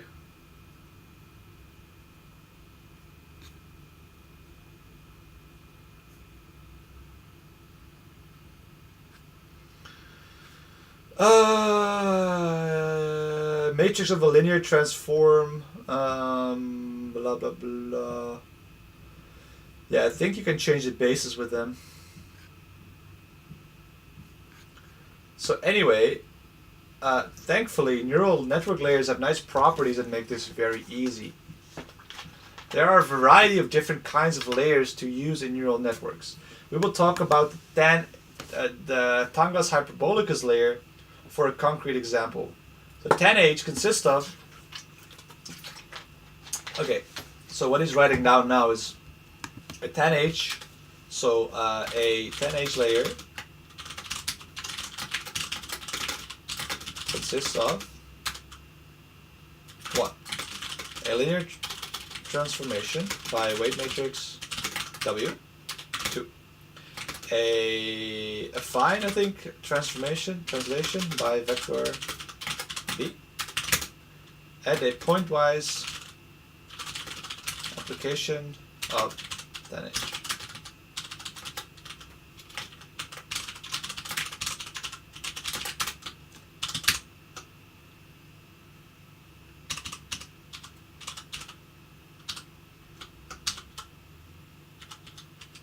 Oops. Whoa. No.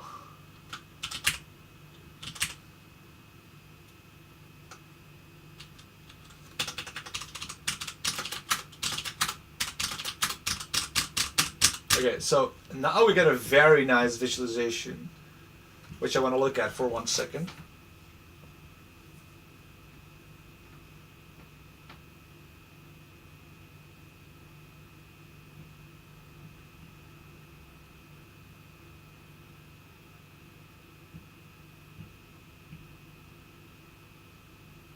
Okay, now comes the tanh application. Okay, so first notice how we start from squares and then he does the basis shifts. This is the transformation. Now we do the translation. We shift it downwards, and then we do the pointwise application. So it's a really nice application of the three things that are happening. So transformation right now. Then when it starts shifting downwards, we get the pointwise translation. We get the translation. And then in the end, you get the pointwise application of the tanh. So that is what is happening. And I think it's really cool to see that. The story is much the same for other standard layers consisting of an affine transformation. So Wx plus b is called an affine transformation often. Followed by a pointwise application of a monotone activation function. And monotone refers to the fact that it's not decreasing, I think. So a monotone. So most machine learning layers consists of like an affine transformation and then a monotone function, pointwise function application. Where so the derivative fx, the derivative is not negative, so it's greater than or equal to 0. Can be 0, but it's at least, it never goes down.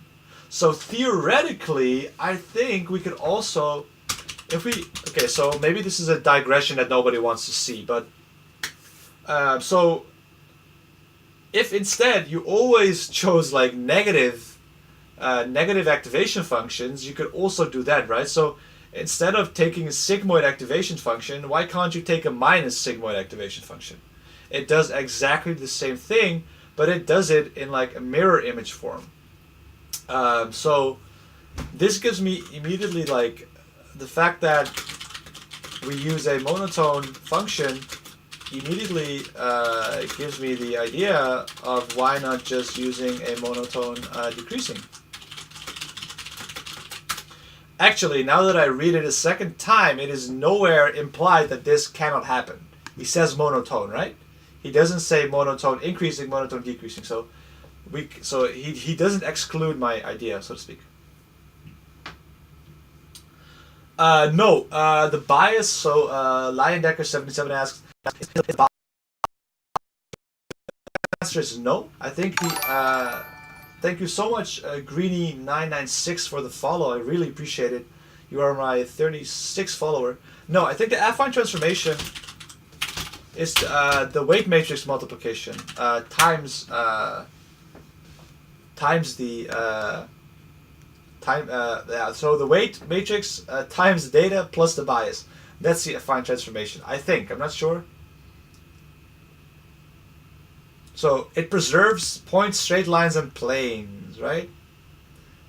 It does not necessarily preserve angles, but it does preserve parallel lines. So let's so here, right? So so an affine transformation. Let's. I did this for my other tutorial as well. So let's get a header here which says jargon, like jargon. Because in my opinion, a lot of machine learning is just learning the difficult words. So jargon. So what is an affine transformation? So in general, it's just y is, so fx equals ax plus b. So just a linear transformation. In kind of the same as affine encryption. I don't know anything about encryption, so I cannot confirm or deny your suspicion there. But you might be right. I do want to learn about encryption because I think encryption is really important. It's really cool. Yeah. So then let's add monotone. So monotone is where, that's actually a good question. What is a monotone function? So monotone function. So a monotone function is a function that that preserves or reserves the given order. So this is monotone increasing, this is monotone decreasing.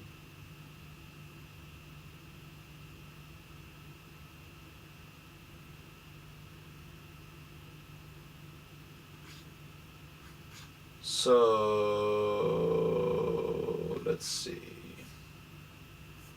So monotone means basically always non-increasing, so that is decreasing monotonically, or always non-increasing, so that is increasing monotone.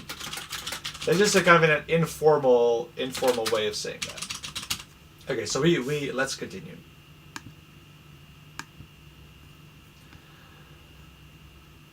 We apply this technique to understand more complicated networks. For example, the following network classifies two spirals that are slightly entangled using 4 hidden layers. So over time, we can see it shift from the raw representation to the higher level ones as it has learned to classify the data.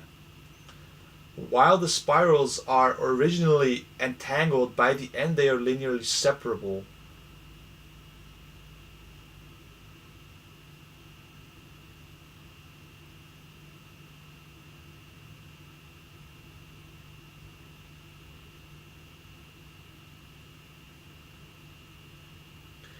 Okay, I'm just taking some time to take this image into to like, because I wanna. So he says he has 4 hidden layers, right? So this is exactly what I was talking about. So this is a trained neural network, and we are following the inputs. We are following the inputs of. This is really cool. I think this is honestly like really cool. Like when the first time I saw this, I was like, wow, this is so insanely cool. Like this is what machine learning does. It takes the data points and it tries to deform the shape and the geometry around it in such a way that in the end, let's get back to my insight here, or our insight that we came to together, right? In the end, in the last layer, it just checks, okay, can I linearly separate the data, yes or no, right? And so transformation, stretch, transformation, and here we can just like chop a line in, right? That is the last layer. We can just pop a line in there. So I want to download this image, but it's a GIF, right? And it must be a GIF.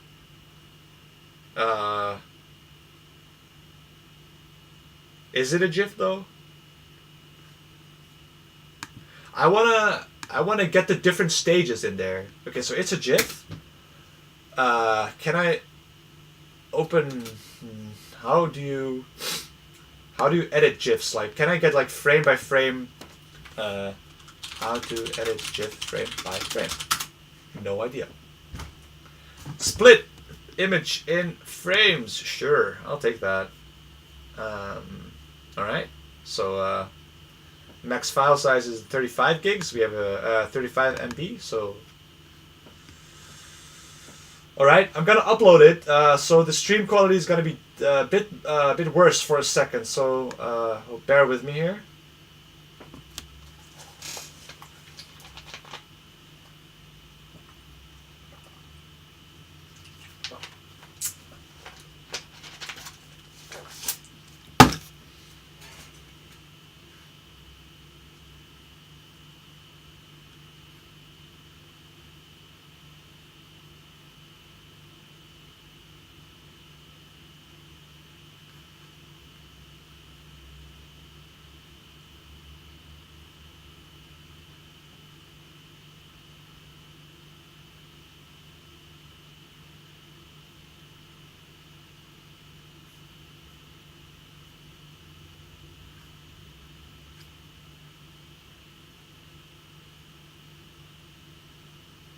Alright, so what we see here is that we have 85 frames.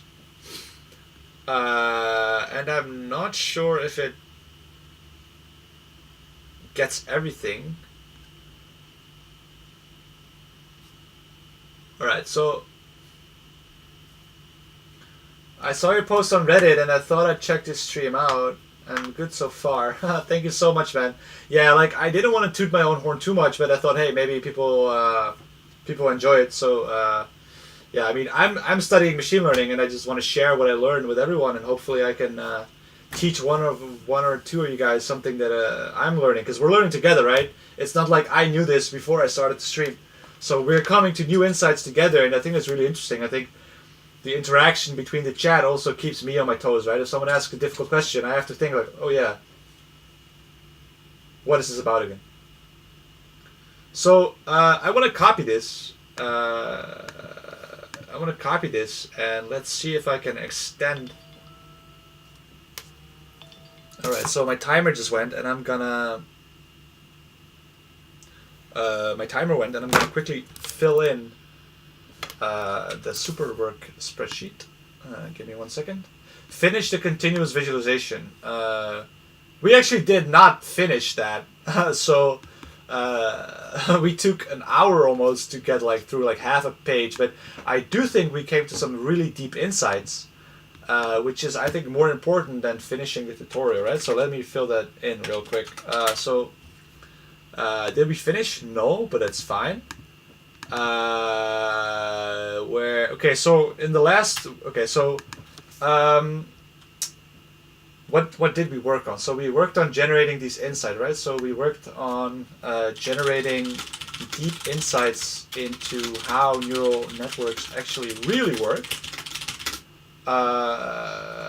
Then we downloaded the GIF and tried to split it such that we can see all the stages the data goes through, right? We didn't finish, but deep insights are, in my opinion, more important. Any distractions? Yes, I think I looked at my phone a couple of times. Things to improve next cycle. Stop looking at phone, I guess. I'm gonna blast some music and I'm gonna answer some chat questions, and then I'm gonna stand up for like 5 seconds. So if you guys, Return to Dust says, do you think anyone can machine learning? And I think yes. I think that everyone can learn machine learning. We are learning machine learning right now here together, right? So I took like one course in machine learning in university, but more than that, I didn't have any formal machine learning training. I studied applied math, which did not have any machine learning. So we're learning that together here. And if you go to my previous streams, you can really see me struggle, and you can see the chat helping me out here, and we are really learning machine learning together here. And I think that's a very nice thing. So if you like machine learning, you can check out my previous streams, because we did neural style transfer from scratch. That took like 6 hours, but we got the idea. We came to some deep insights there. We built an artificial neural network from scratch as well. That's the first stream. Then stream 2 to 5 are working on GAN, so generative adversarial networks. And it turned out that programming in a GAN, understanding what a GAN is, what it does, also required a lot more deep insight. So we did so much already. We did like neural networks, we did GANs, we did neural style transfer, and right now we are returning back to neural networks because I think they are really cool.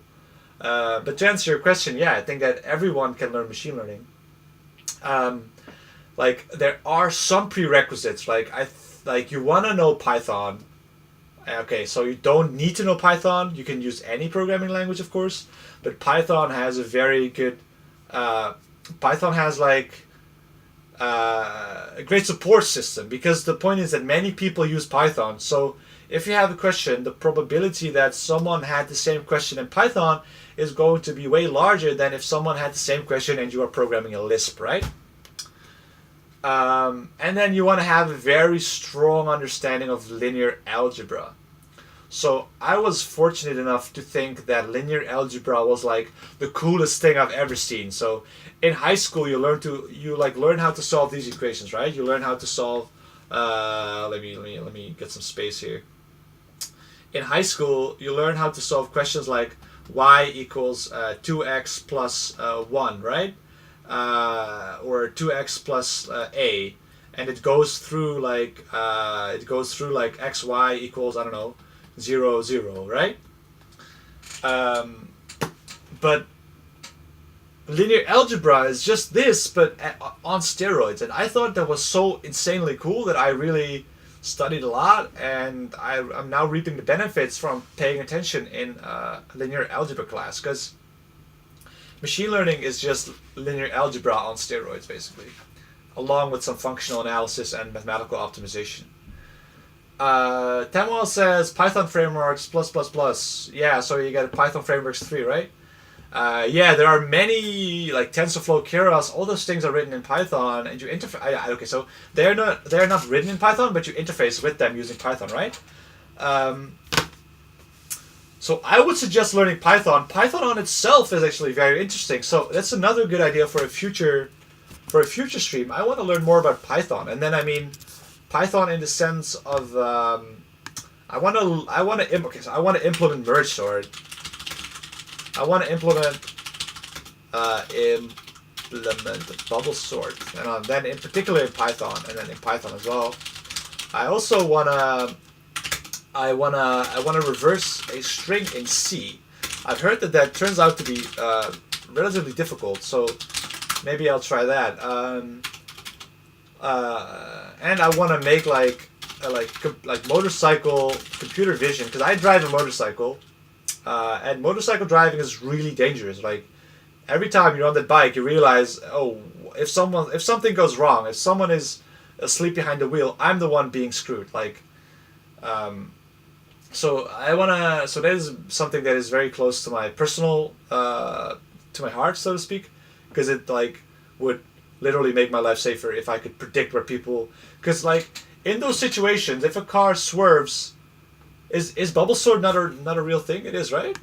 Or am I mistaken? Am I being a noob right now? So I didn't have any formal CS. So, oh, and then another idea we have. I want to read together clean code, and maybe read together machine learning. No wait, it's called pattern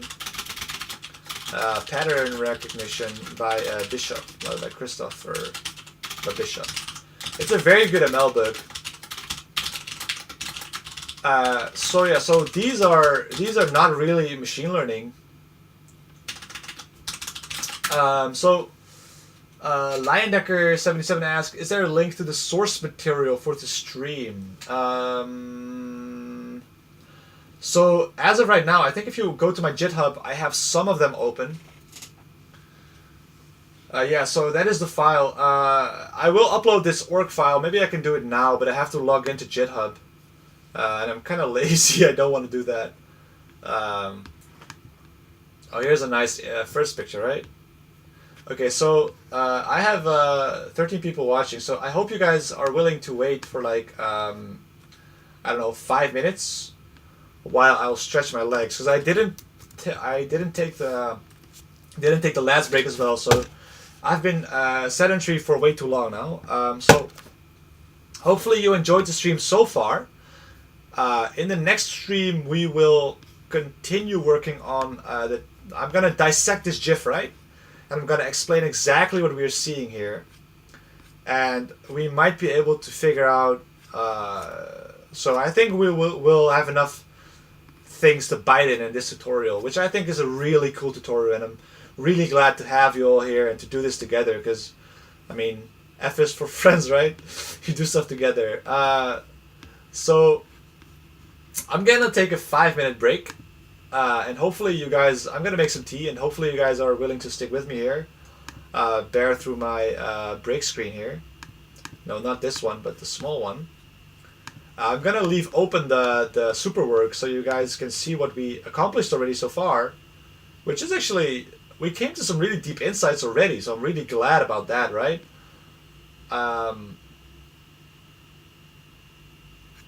So yeah, so I'll be back in 5 minutes.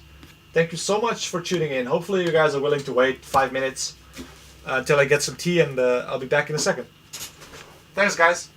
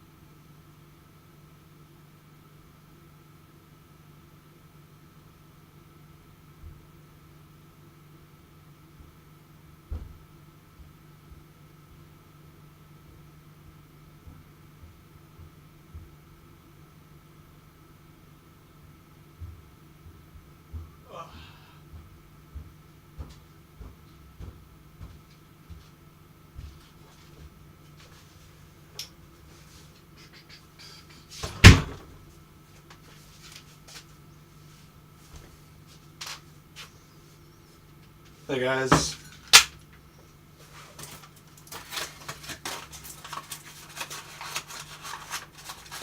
Here I am again.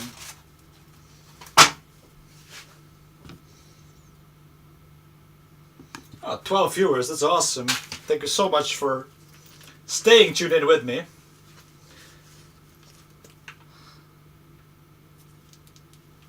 I still deserve like a 5-minute more break, but I'm here, so I got my tea.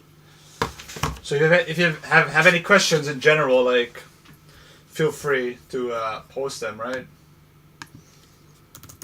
I'll answer them gladly. If you missed anything, if you just tuned in like only recently, you can also tune in and ask me questions. Like, I can catch you up pretty quickly, I think.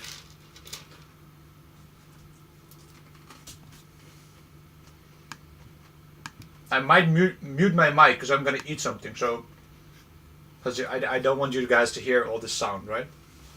Of me eating something. Or maybe that's ASMR, I don't know.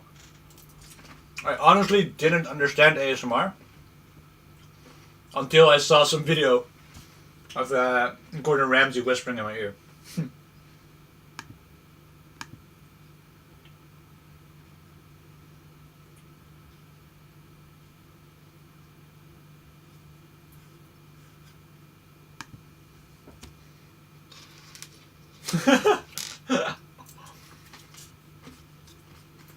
Alright, let's I still have a very short break, so let's go to program humor.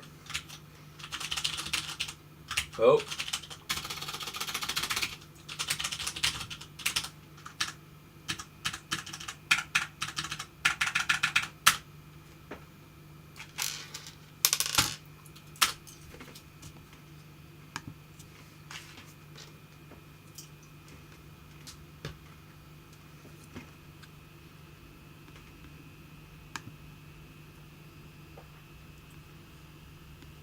You know about computers, right? No. Just a question, what is your programming stack? Like, so, I know a lot of MATLAB, but, oh, I see my green screen is a bit messed up here. Let me fix that real quick.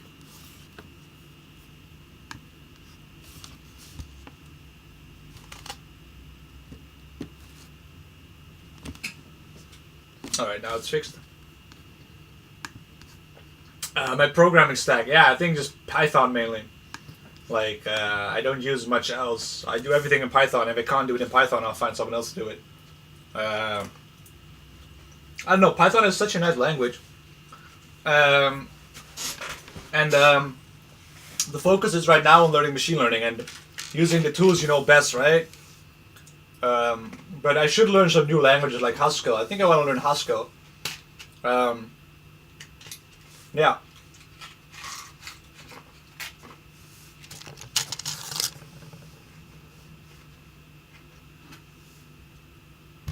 Okay. So let's pick up where we left off, right? Let's set a timer here. All right. So what I want to do in this session is dissect the GIF. If we are finished, we can continue with the tutorial. Yeah, Julia might be a good one, yeah. One of my professors got a grant or something.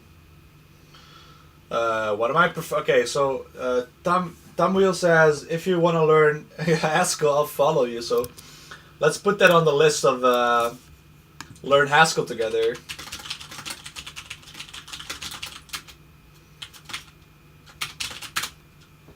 So we have a lot of interesting project ideas already. So how will I get started? Continue where we left off, right? And then what hazards? Internet, phone, Reddit, I guess.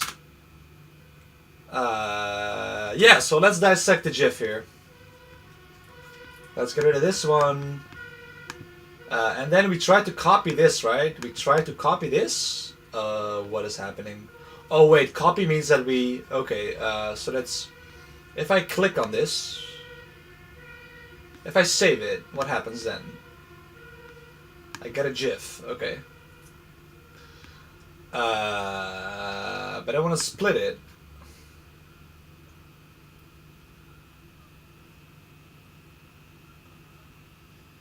Split images.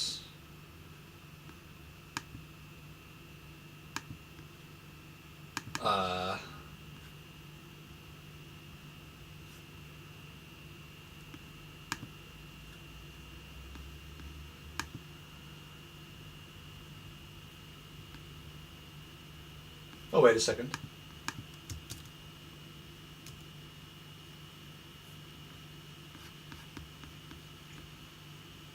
So everything's breaking down. Okay. So let's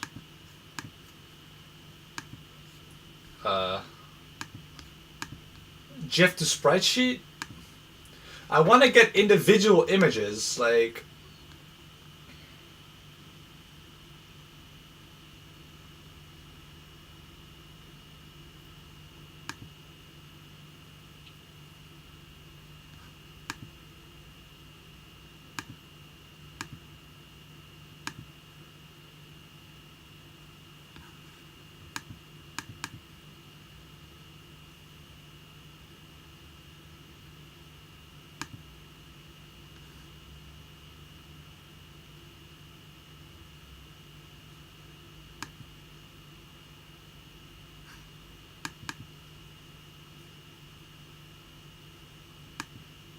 okay, I'm gonna upload, so now it's gonna be a bit slower again.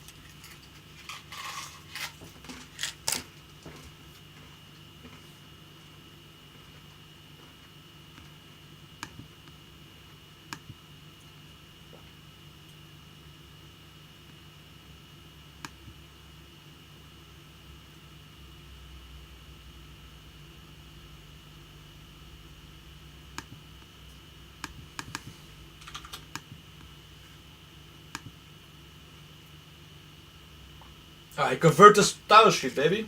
Sprite sheet.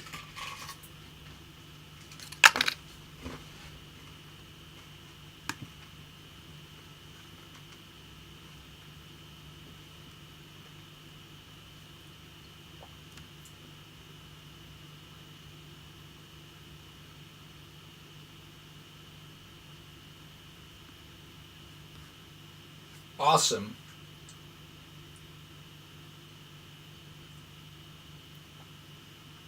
And now we want to save this, right?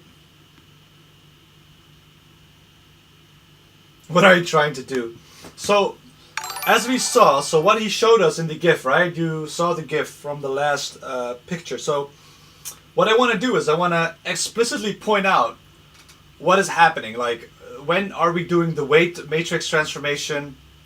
When are we applying the plus B minus B? Because I think that is really, I think you can really nicely see what is happening in terms of the transformations that are being applied. So I want to save this image to downloads.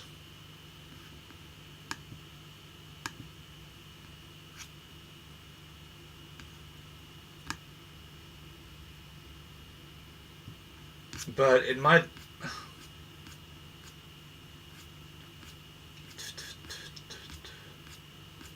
Alright. And now I can save this, right?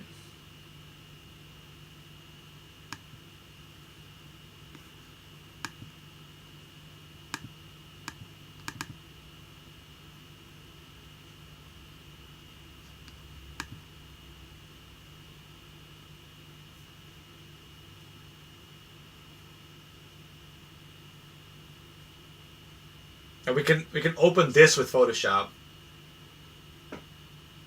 Okay, so we can save this. Let's save this first before everything crashes and we lose this thing with the good insights, right? So let's save this. Let's make it Untitled 2, I guess. Such bad naming. And then we can open this in here. What I'm trying to do, you will see later. Okay, yeah, that was a bad idea, I think. So we want to open a new file actually. Go to downloads and then open this one.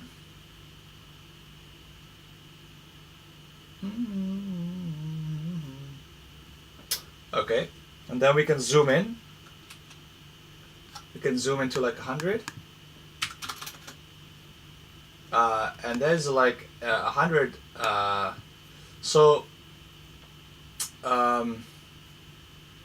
So this is what I was looking for.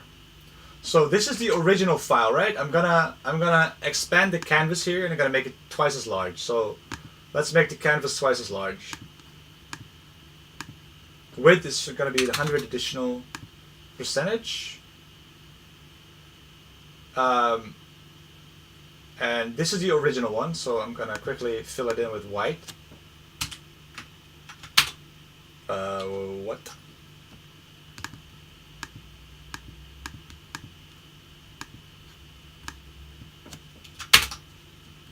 So, okay, so we want this, right? And now I'm gonna selectively, I'm gonna delete every single one of these.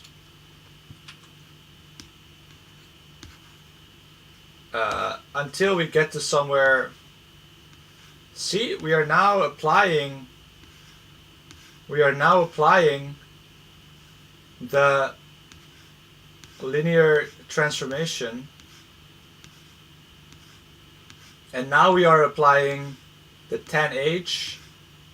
Now we are applying the linear transformation again, and then we are applying the 10H again. And that is what I'm trying to like. I'm trying to illustrate all the ways, all the transformation that the data goes through, right? That is what I'm trying to show, but maybe I'm not bringing it over that well. So the first, so this is like XY. This is like XY. I'll make it a black background. So what I'm trying to show here is the following. What I'm trying to show here is that we have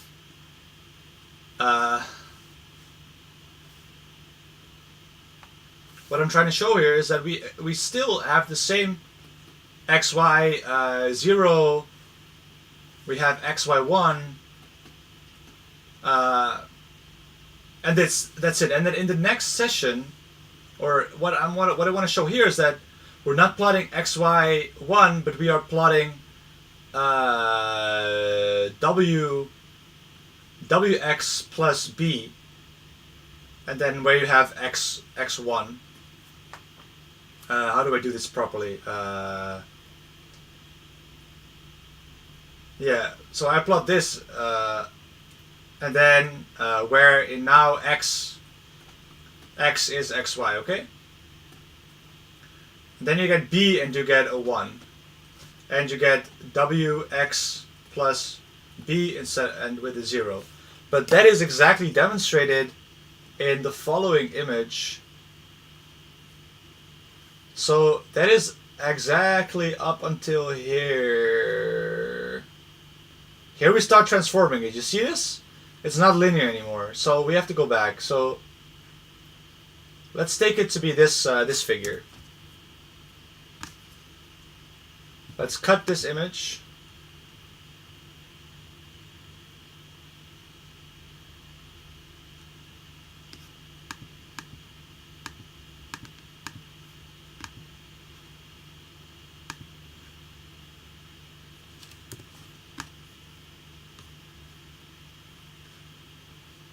This is really messy, I know, I'm so sorry. Oh no.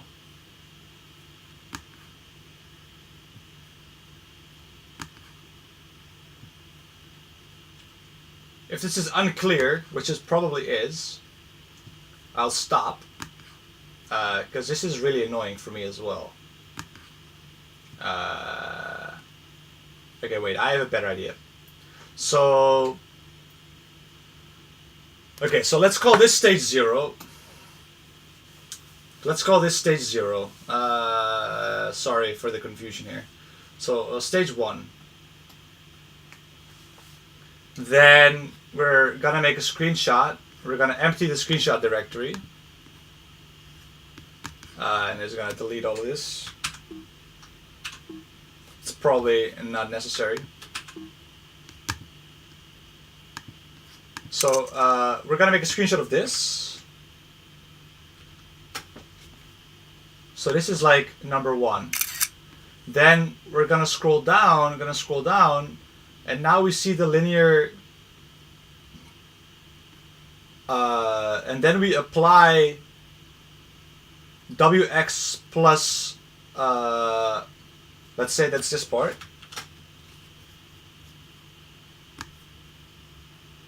That's stage 2, right? So you start from the original data, and then you apply the linear transformation Wx plus b. Then you apply the sigmoid transformation,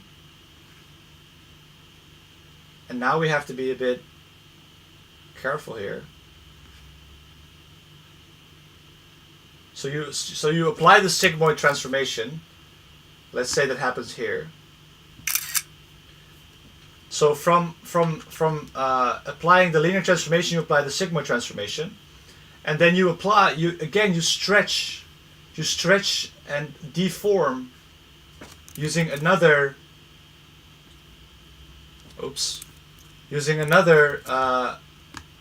linear transformation, etc., etc., etc. So that is what I was trying to show here. So you have this, then you apply another linear transformation, and then you apply another sigmoid transformation, which squashes the space, which should happen somewhere here. Here you start squashing it again. So here he starts squashing it again.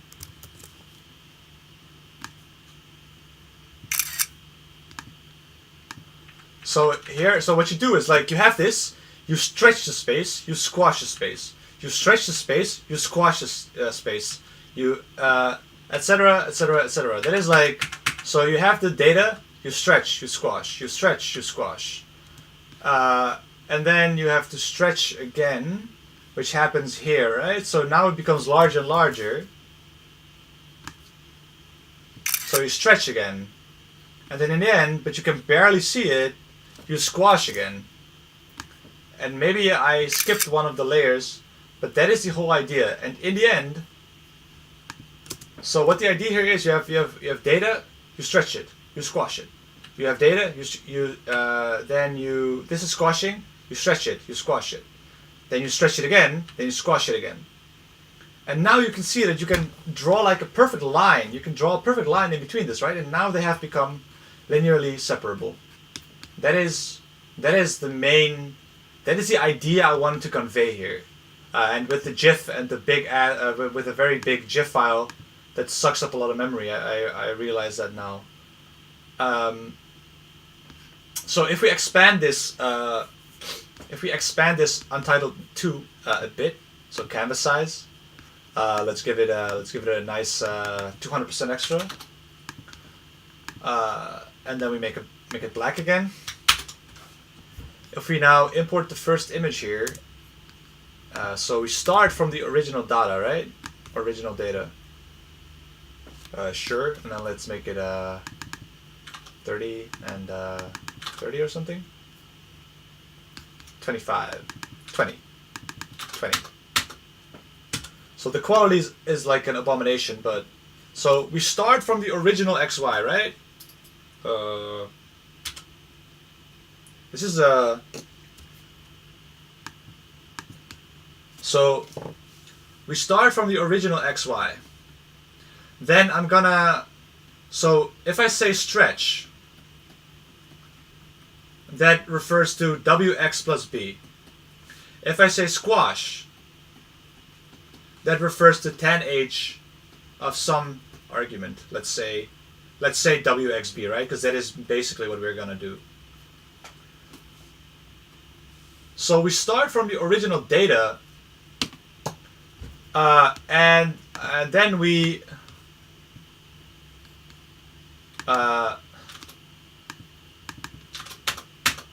stretch. How do I get a new layer? Okay, I'm gonna import all the images. Let's do that first. So sure, let's make this 20. Let's make this 20. Scroll down a bit. Then we get this one.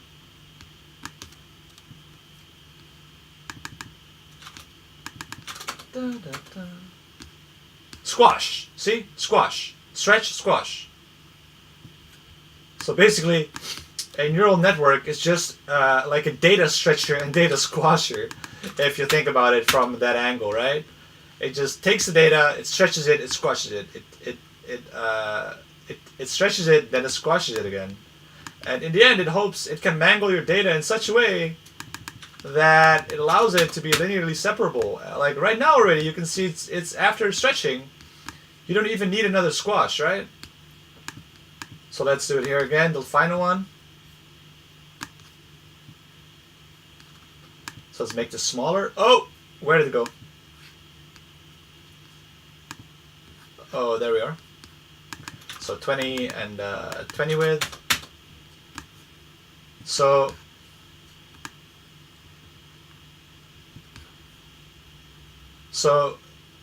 maybe I should try typing. Maybe that's maybe that works. So let's make it a nice white. I think it's time for a nice white again. So this is squash, right? Squash. No, wait, this is stretch.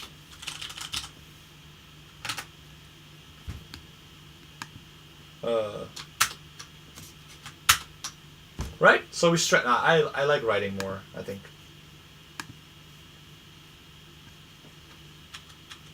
Right? So the whole idea behind a neural network, the thing I wanted to convey is you have the original data, and we are going to look at what happens with the original data as we move it through all the layers of the neural network, right? We're gonna look, so this here was this over here, but now we are at the second stage. So that is stretch, and stretch refers to the layer 1. So that are the nodes. So layer 1, to be very specific, are these things, are the things I color now in yellow. Then we end up squashing them. We squash them. So squash. Squash refers to 10H, right? And now what I'm referring to, if we have the 5-layer neural network, 1, 2, 3, 4, 4 hidden layers. I'm not sure 4 or 5. So what I'm now referring to is that we are taking the things in white. We're taking the things in white and we're applying the 10H function to them. So that is the layer 1 activation, it's also called. So that is the squashing. Right? So we take the data, we stretch it, linear transformation, we squash it, 10H function. Then we stretch it again. Did I do it incorrectly? Stretch, squash, then we stretch it. And here we squash it again. And as you see now already, like we could stop here. We could stop here because we can already perfectly linearly separate the data, right? But we have enough layers, so we continue either way. And then we stretch and squash it for one last time. So we stretch and squash it, but you see that we can separate it here already. So we stretch, and finally we squash. And so a neural network is just a stretch and squash machine.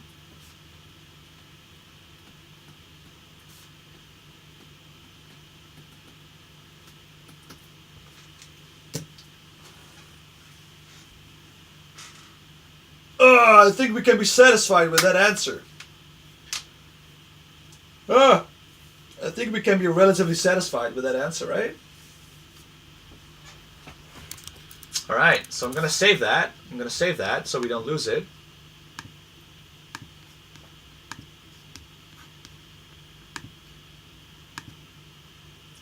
Any questions? So where were we? So for example, the following networks classify two spirals that are slightly entangled using 4 hidden layers. You can see it shift from the raw representation to higher level ones. And with higher level representation, we mean we're transforming the basis and squashing it in some sort of nonlinear way such that we can linearly separate the data in the end. So in the end, all we're trying to do is linearly separate the data. However, the following network, also using multiple layers, fails to classify two spirals that are more entangled. So if we look at this image,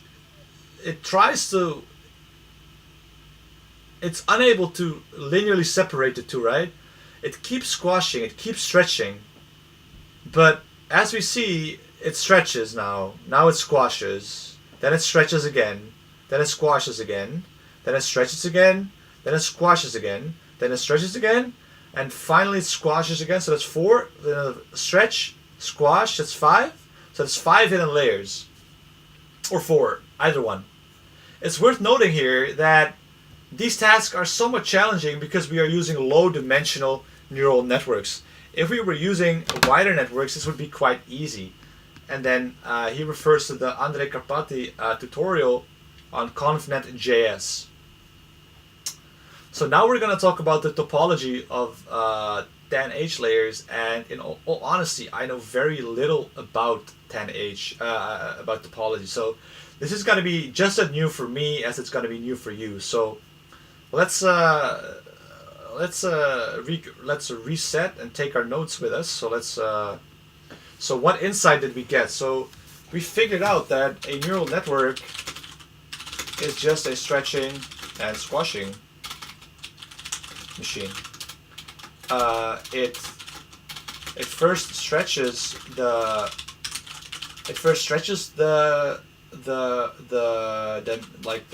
basis, like the basis we are working in with the affine transformation wx plus b, and then it squashes the space with a 10H layer. That's pretty cool. That is pretty cool.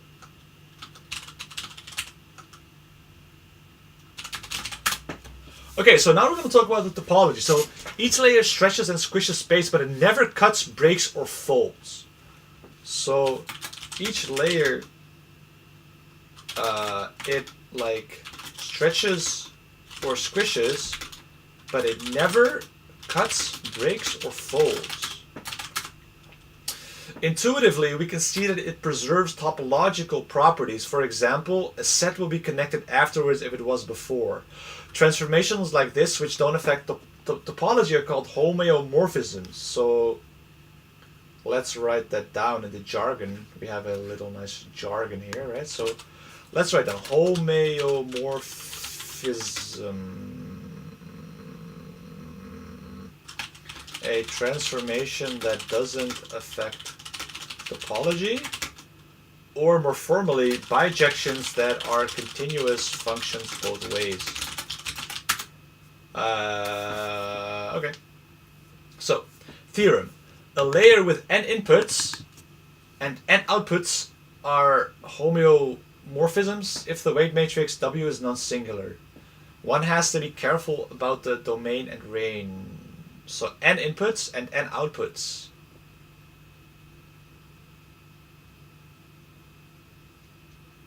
Okay. Okay, so what he's claiming is that I don't like writing in white actually. I think writing in yellow is way more satisfying, so I'm gonna do that for you guys. So he's saying is that in any random, in like a neural network, so this is like so here's some input, right? And we are now at some middle layer, and we have n nodes and n nodes here. So what he's claiming is that this is a homeomorphism. a layer with n inputs and a layer with n outputs. If W is non-singular, so if the determinant of W is non-zero. Because if it were 0, then you would have linear dependence and you would get nasty stuff. So let's start with assuming that W has a non-zero determinant. So you're gonna have to show that. Okay, so let's assume that W has a non. Then it is a bijective linear function with a linear inverse. Linear functions are continuous. So multiplying by W is a homeomorphism. Translations are homeomorphisms, so we needed to know that, I guess. Tan H and sigmoid, but not ReLU, because ReLU induces a break, right? Are continuous functions with continuous inverses. They are bijections if we are careful about the domain and the range we consider.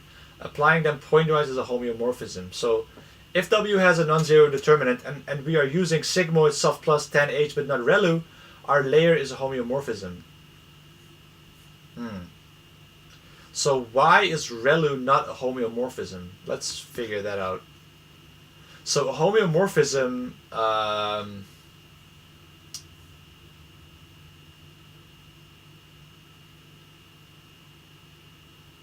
so I think ReLU is not a homeomorphism because it says like ReLU is something like this, right? ReLU has like this and then it goes kind of like that. So it kind of it doesn't squish space, but it like completely sets it to a value, right? So if you compare this kind of graph to a sigmoid or like a sigmoid-like function, then like the difference is that you squash space. So here you get more stuff and here you get less stuff, but here you set it to a particular value, and that might change the topology, I guess. But I'm gonna Google that for you guys now anyway, because I'm really curious why ReLUs are not. Why are ReLUs? Why ReLU homeomorphism? That's a difficult word. Why is ReLU better? What are advantages? But why is it used? Mathematically, neural nets. Goodfellow says neural nets are linear. Okay, let's look at this interesting machine learning discussion.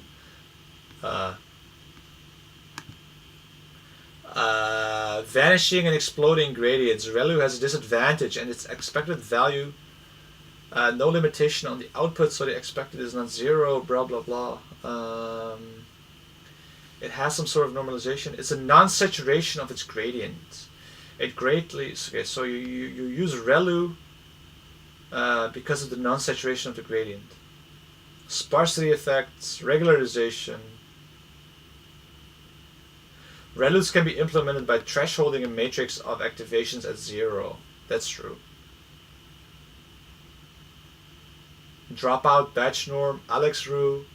AlexNet used ReLU and dropout, right?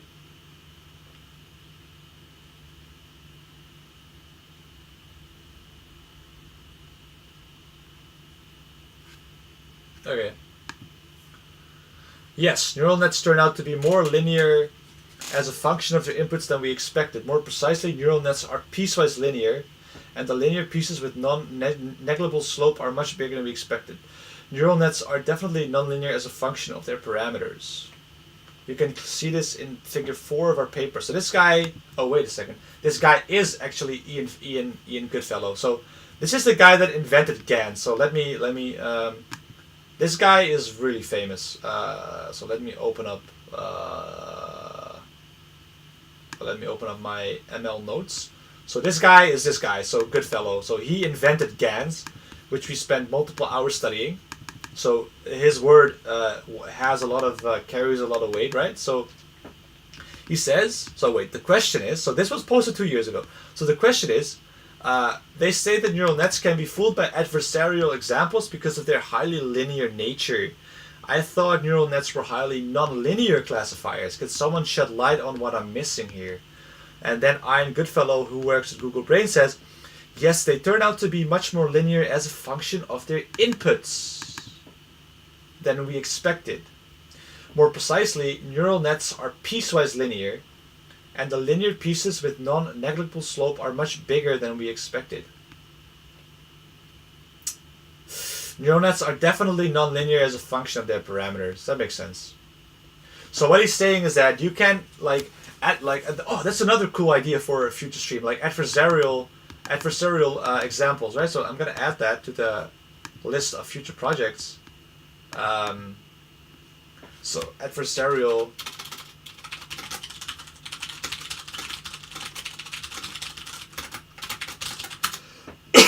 So adversarial machine learning is really cool because what it does, it generates images.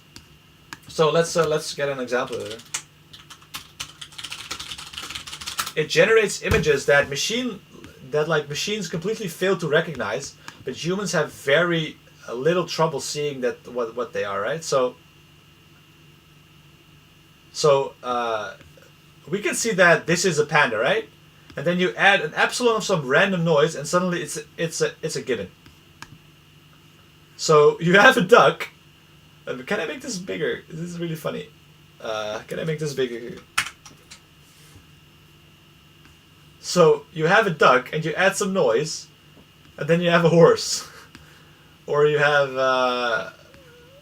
But of course, it also has it has important implications in like traffic, right? Because if you have someone who vandalizes a stop sign, and then it doesn't recognize it, and that can be really dangerous. So this is really important. So more adversarial machine learning. Giant panda, you add noise and then you get the correct one. So that's adversarial machine learning for you, which is another cool idea. So I got sidetracked a bit.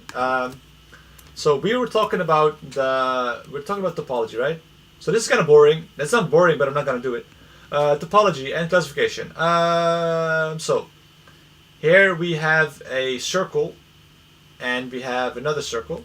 It's impossible for this neural network to classify this data set without having a layer that is 3 or more hidden units, regardless of depth. As mentioned before previously, classification with a sigmoid unit or softmax layer is equivalent to finding a hyperplane that separates A and B, right? So I'm going to write this down because what he's saying is kind of important. So wait, click. So classification with a sigmoid or softmax is equivalent to finding a hyperplane that separates A and B in the final representation. So what we want to do in that particular data set, so I'm going to copy the data set, and hopefully I have enough space here. Wow, that's actually a significantly more detailed image than I expected. So let's get that down to 20. Let's get that down to 20.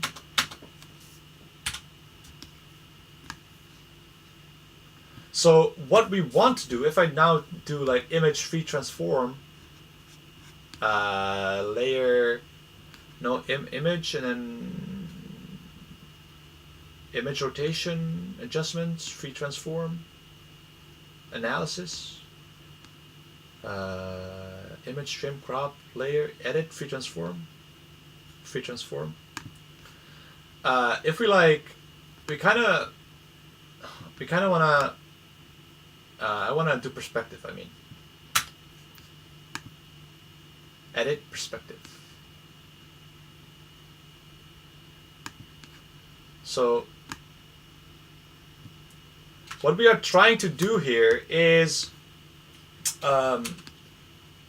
we want to turn this, if I can make it a bit bigger actually. So the goal here of our neural network is that we want to take the data to a higher dimension. We want to take the data and take it to a higher dimension. So what we are gonna do, or what we are hoping to do, is that we can, if I now draw like one axis goes in the Z direction, one in the X direction, one in the Y direction. So you have X, Y, and Z. So what we hope to do is that we can, you need to imagine this as a 3D shape. So we want to take the data and allow it to live in a sort of 3D structure where the floating blue ring is lower than the other than the red cap. And what we then want to do is we want to draw a hyperplane through this such that we can perfectly nicely separate the two. But what he's saying is that if you don't have enough hidden layers, so if you have two hidden layers, you cannot carry the data to that particular dimension. You need at least 3 or more to kind of elevate the data in this dimension so that you can perfectly separate it. And then he does that. We observe a hidden representation while a network trains along with the classification line. So this is really cool. And for this network, it's impossible to perfectly separate it.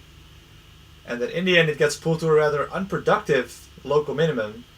So it predicts actually 80% properly.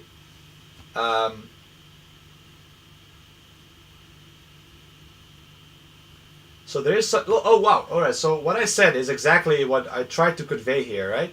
So I forgot he had this picture. Maybe I put it somewhere in my brain. But so this is a representation that learns in 3D, and as I said, it tries to carry the data to a higher dimension. Then it tries to separate a hyperplane. It tries to fit a hyperplane in there, which is a linear separator. We have to go back to our insight here. That in the very last layer. So this is the very last step. We try to fit a linear plane, right? So in this last step is where we fit exactly the linear plane in there. So all this neural network stuff is like, how can I transform the data in such a way that in the final step I can draw a nice smooth hyperplane through the data and separate it. So you squish squash, and then you tilt the data to a higher dimension, and then you say, okay, can I separate it with a single hyperplane? So I've been reiterating the same idea for like so long now, so hopefully you guys haven't gotten sick of me yet. Okay, so let's consider a more simple example. So this gives me flashbacks to like the contour set, right? Which I absolutely hated. This gives me like flashbacks to Nam, but then with like math Nam, right? So yeah, so like maybe you guys remember this guy. Oh God, every time. So the contour set is where you have like I think 0 to 1, and then you keep removing like the middle third, I believe, and then you do that over and over again, and then you get some kind of set theoretical results, which I never really understood. Without using a layer of 2 or more hidden units, we can never classify this data set. But if we use one with 2 units, we learn to represent the data as a nice curve that separates a class with a single line, right? So again, we transform the data and try to like carry it to a higher dimension. And now what is happening? One hidden layer learns to fire when x is larger than -1/2, and the other is when it's fire larger than 1/2. When the first one fires but not the second, we know that we are in A. So is this relevant to real-world data sets? If you take the manifold hypothesis seriously, okay, I don't know what the manifold hypothesis is, so I'm going to Google that real quick. If you have any questions, please feel free to post them in the chat. Okay, so my Twitch just broke down, so can you guys still see me? I got an error code 2000. So I have 6 viewers now, so either I got like a viewer exodus or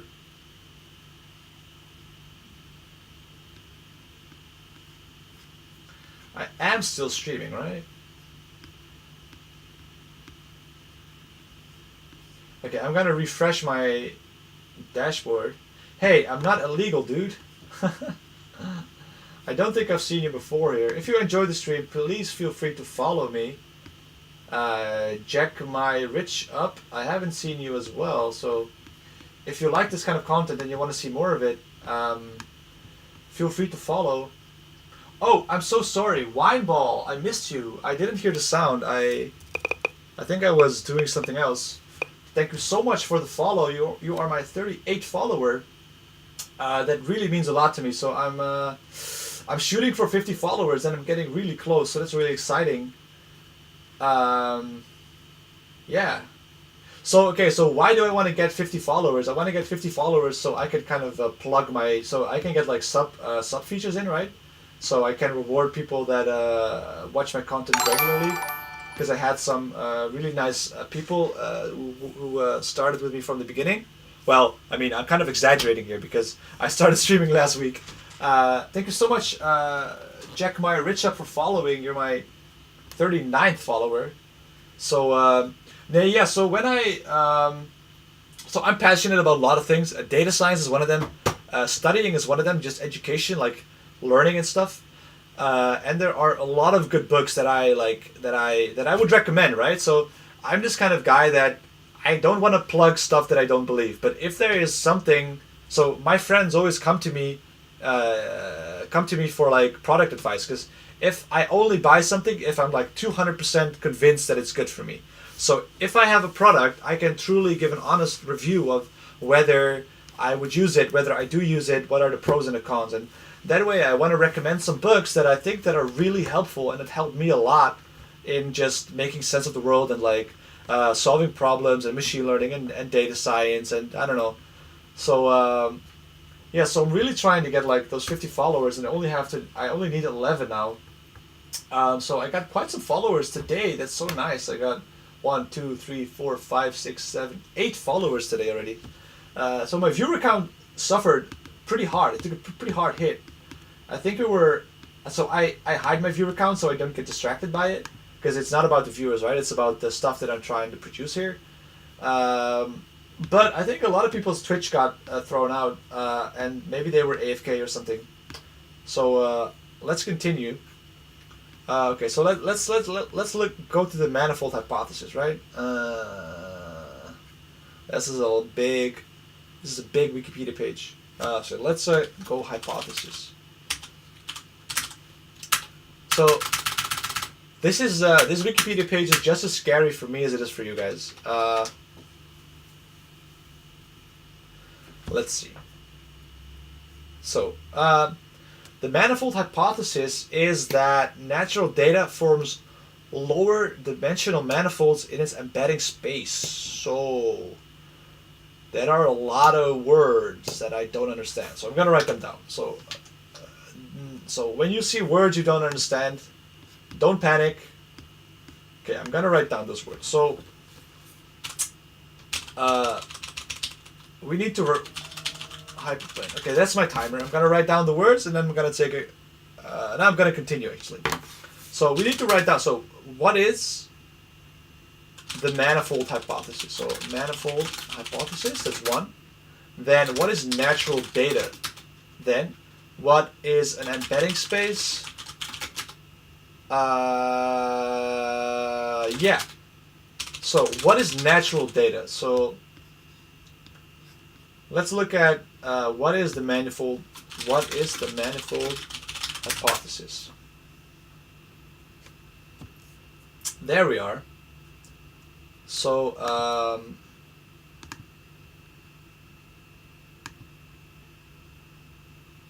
is that real-world high-dimensional data lies on a low-dimensional manifolds embedded in a high-dimensional space. Okay, I'm gonna write this down. I'm gonna be honest here. I don't understand it completely, so I'm gonna write it down here. So is that real-world high-dimensional data? Okay, so this is the natural data. Lie on a low-dimensional manifold embedded in a high-dimensional space. So natural data is just real-world data. So what is meant with low dimensional. Okay, so we have to realize what is a low dimensional manifold. We have to figure that out, and then we have to figure out what is meant with a high dimensional space. So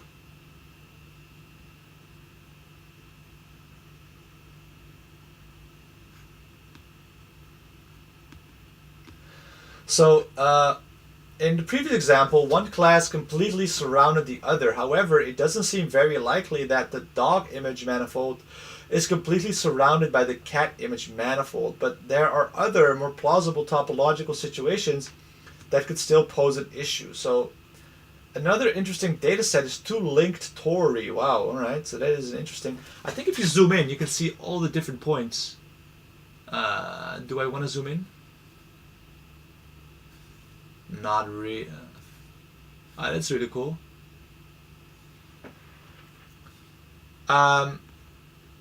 So, much like the previous datasets we considered, this dataset can't be separated without using an n+1th dimension. Links are studied in knot theory, an area of topology. Sometimes we see a link, it isn't immediately obvious whether it's an unlink. So this is an unlink. If a neural network using only 3 classifiers can classify it, then it's an unlink. Can all unlinks be classified with only 3 units theoretically? I don't know. I think yes, but I don't know. From this knot perspective, one continuous visualization of the representations produced by a neural network isn't just nice animations, it's a procedure for untangling them. So in topology, we would call this an ambient isotopy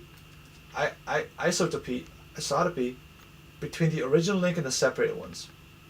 Okay, formally, I'm not sure, I think I'm going too deep into this now, but formally an ambient isotopy between manifolds A and B is a continuous function, such that f is a homeomorphism to its range, and f0 is an identity function, f1 maps A to B. So ft continuously transitions mapping from A to B to itself, mapping from A to B.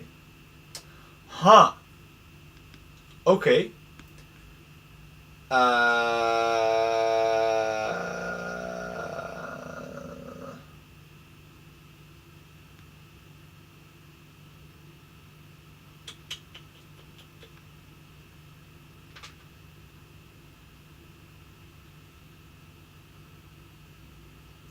So determining whether knots are trivial is NP-hard. So NP-hard problems are difficult to solve. Very difficult in terms of time. Links and knots are one-dimensional, but we need 4 dimensionals to be able to untangle all of them. I know very little about knot theory and really need to learn more what is regarding dimensionality and links. An easy way out. So the natural thing to do is to pull them apart naively and stretch the parts that are tangled as thin as possible. It can achieve a high rate here. Shin 1 high says manifold hypothesis seems to mean that there will be any tangled manifolds can be separated in a higher dimension. Alright, alright.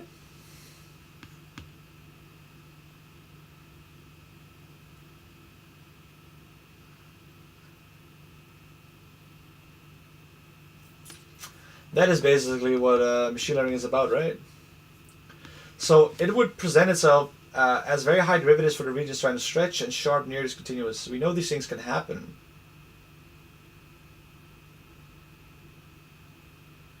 Huh.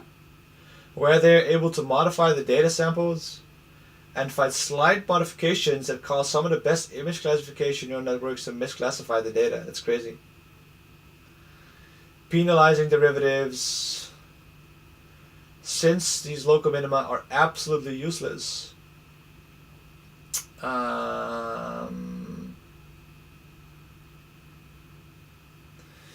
My intuition. So what he's saying is that if you only care about good classification, why don't we just stop caring, right? If a tiny bit of data manifold is snagged on another, is that a problem? And then he says, my intuition is that it's trying to cheat the problem. It's a bad idea. It's hard to imagine that it won't be a dead end. Picking an architecture that cannot generally solve the problem seems like a recipe for bad performance. Okay.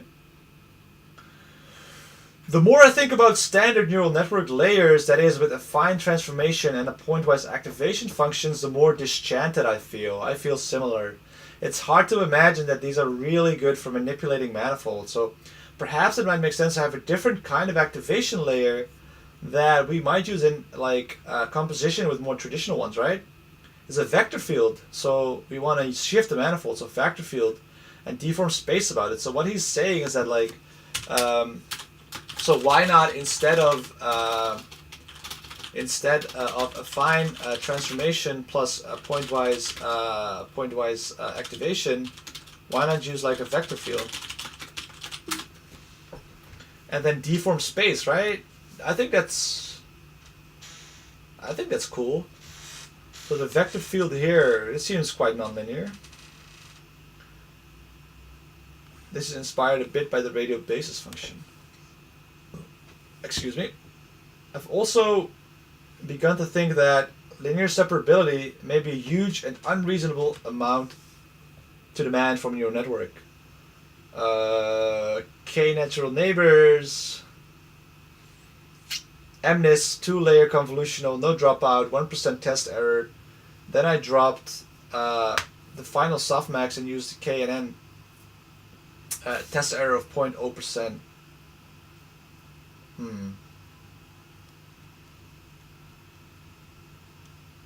Sorry for doing my hands. Let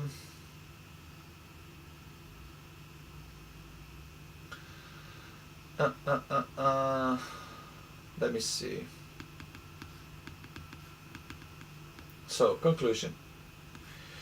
Topological properties of data, such as links, may make it possible to linearly separate classes using low-dimensional networks, regardless of their depth. Even in classes where it's technically possible, such as spirals, it can still be very challenging and hard to do. To accurately classify data with neural networks, wide layers are sometimes necessary, and wide layers are layers with a lot of hidden nodes. Furthermore, traditional neural network layers do not seem to be very good at representing manipulations of manifolds, so important manipulations of manifolds. Even if we were to cleverly set the weights by hand, it would be challenging to compactly represent the transformations we want. Wait a second, I didn't get that. Let me reread that. So, traditional neural network layers do not seem to be very good at representing important manipulations of manifolds. Even if we were to cleverly set the weights by hand, it would be challenging to compactly represent the transformations we want. New layers, specifically motivated by manifold perspective of machine learning, may be useful supplements. It is posted as an experiment in doing research openly. I would be delighted to have your feedback on these ideas. Yeah, so that's really cool. I think that's really cool.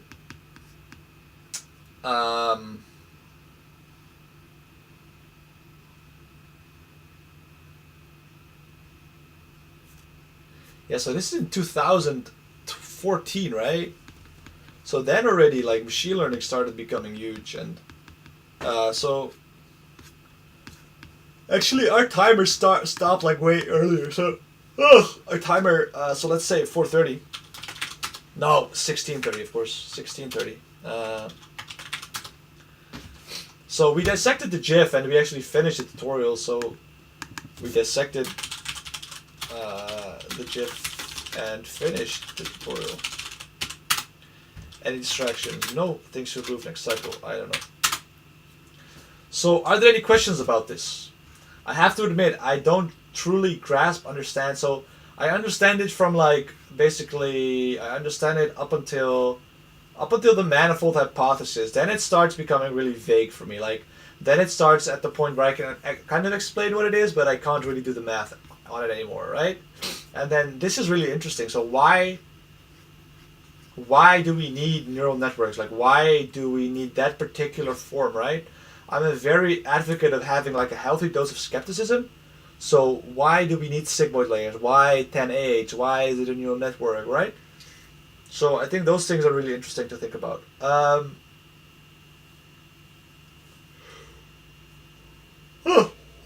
Excuse me, sorry. Um, so the goal of this stream was to make a nice network visualization, which we did not get into at all. But we did get some really cool and interesting new ideas about what neural networks actually are, and I think that might be even more important than coming up with a cool visualization. So what we learned today is that neural networks just do squashing and squishing of the space, right? If we take the homeomorphic activation layers. So what did we do today? So we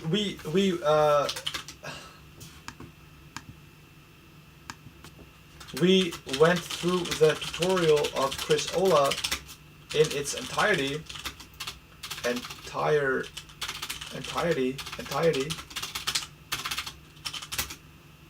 And we studied neural networks from the topological perspective of stretching and squishing space, coming to a deeper, better and deeper understanding of what neural networks actually are, what they do, what their limitations are, and yeah, we also came up with a lot of future project ideas, right? And we discussed a bit about the differences in machine learning, AI, and data science, which we still haven't really figured out what all the differences are, but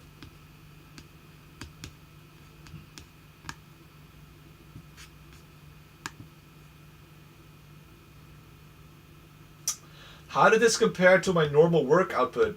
It was reasonable, quite productive. We went through the tutorial slower than expected, but I am glad we finished. Also had some regulars in the chat, so that was really nice. We had a Twitch Exodus though, so that was a bit rip. Where did I get bogged down? I think maybe Photoshop was a bit slow, and my mic sometimes stopped working. Robot voice. What went well? I think dissecting the GIF and working on getting the understanding is very important. Any other notes? Well, I don't have any other notes. So if you guys have any other notes, please let me know. If you have any other suggestions. Oh, my stream quality is taking a dive here.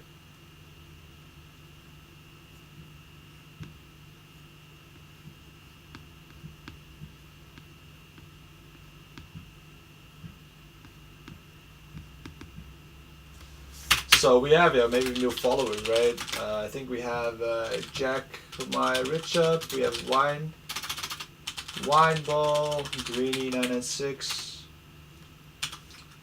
We have Cake Knas, Liondecker77, Magnum 48. We have Levy9, thumbnail. We have Levy95957. So I want to thank all of you guys for tuning in today. I honestly hope you guys learned something. I've made your bubble sort in Python. Well, thank you for doing the work for me. Post it here. I'll take a look at it. Or maybe I won't. I think I will. If you post it, I probably will look at it. But I'm probably gonna import it in. I'm gonna program it in myself anyway. But bubble sort is relatively easy, right? I think the interesting one is merge sort. Yeah. So. Well, excuse me. I'm getting a bit tired here. So again, I want to thank all of you for joining in today. I had a great time, and I hope you guys had a great time as well.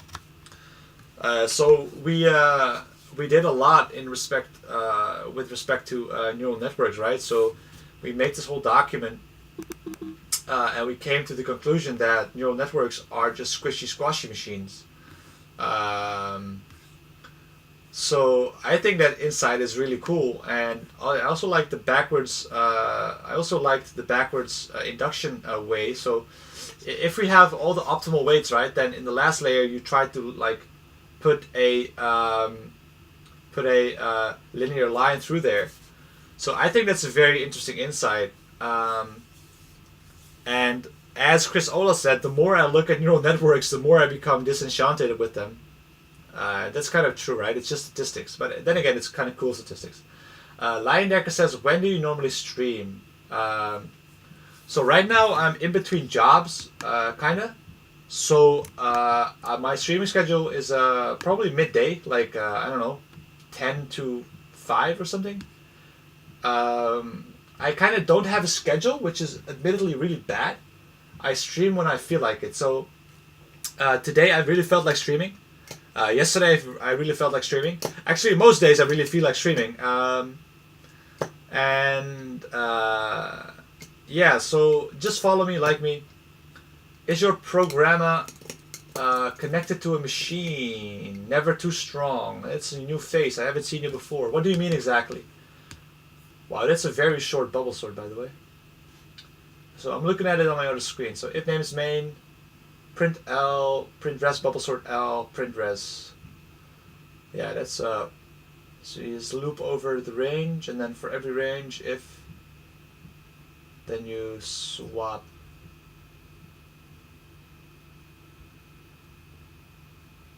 Huh. That's funny. That's a nice bubble sort. Hey! So my computer is having a bit of a trouble, so I cannot view the Twitch chat anymore. My internet is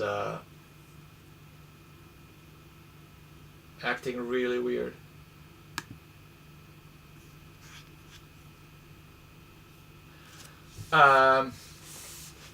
It's like a PLC connected to a machine. What do you mean with PLC? Machine learning. You should have a machine somewhere.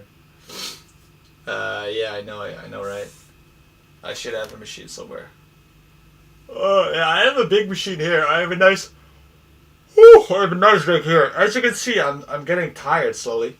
So we streamed for 4 hours. There's 4 hours of quite intensive thinking.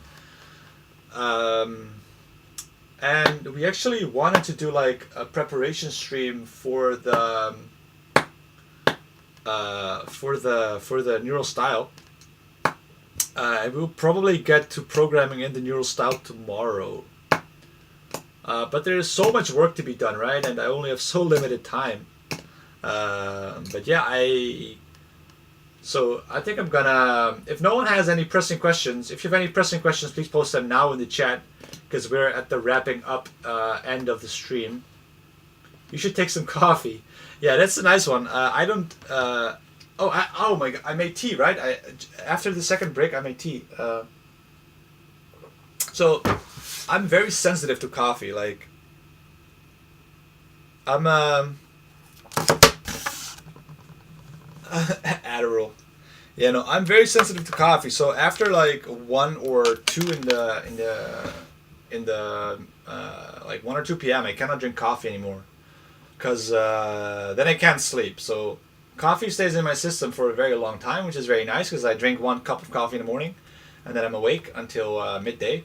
But then again, if I drink coffee after 1 or 2 p.m., I can't sleep anymore. So it's kind of a double-sided edge, or double-sided sword there. Adderall. Yeah. Maybe I should try Adderall once. Adderall doesn't. I think Ritalin is this medicine for ADHD, right?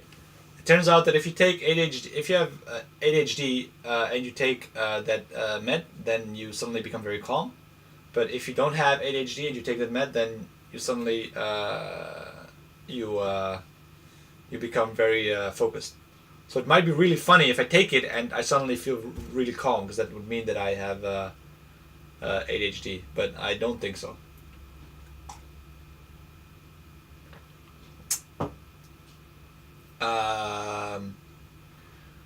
So yeah, again, I want to thank all of you personally, all my new followers, all my old followers, all people that have tuned in for multiple streams. I really enjoyed having you. Yeah, so we did some neural networks today. I learned a lot actually. I learned especially quite some good insights, like of what is a neural network, and if you really understand what a neural network is, that also allows you to kind of understand its limitations, right? It kind of forces you to think more critically about what a neural network can and what it can't do. So yeah, again, I want to thank all of you guys for following me, for watching me, for especially for participating in the chat. That's something I really enjoy. If I hear your guys' voices and I can help you guys out or answer your questions, you're always welcome to post things in my chat. I'll try to post my Discord in the description. I'll try to download this VOD and get it on YouTube as soon as I can, so you guys can see it there as well. I think in my description I have a link to the first VOD, and the second VOD just turned up online because it takes YouTube literally 5 hours to to go through a VOD that is 5 hours or something. It takes them a long time to formally review the whole VOD or something. Yeah, Leyendecker, just me, Shinwon Hai, Temwile, all of you guys, especially the guys I still don't understand Never Too Strong's question, so maybe that's a question for next time. So yeah, I'm gonna shut the stream down now. Thank you so much for watching. I'm gonna take a shower. I've been streaming for 4 hours, so I had a great time. I hope you guys had a great time, and hopefully see you next time. All right, thank you so much, guys.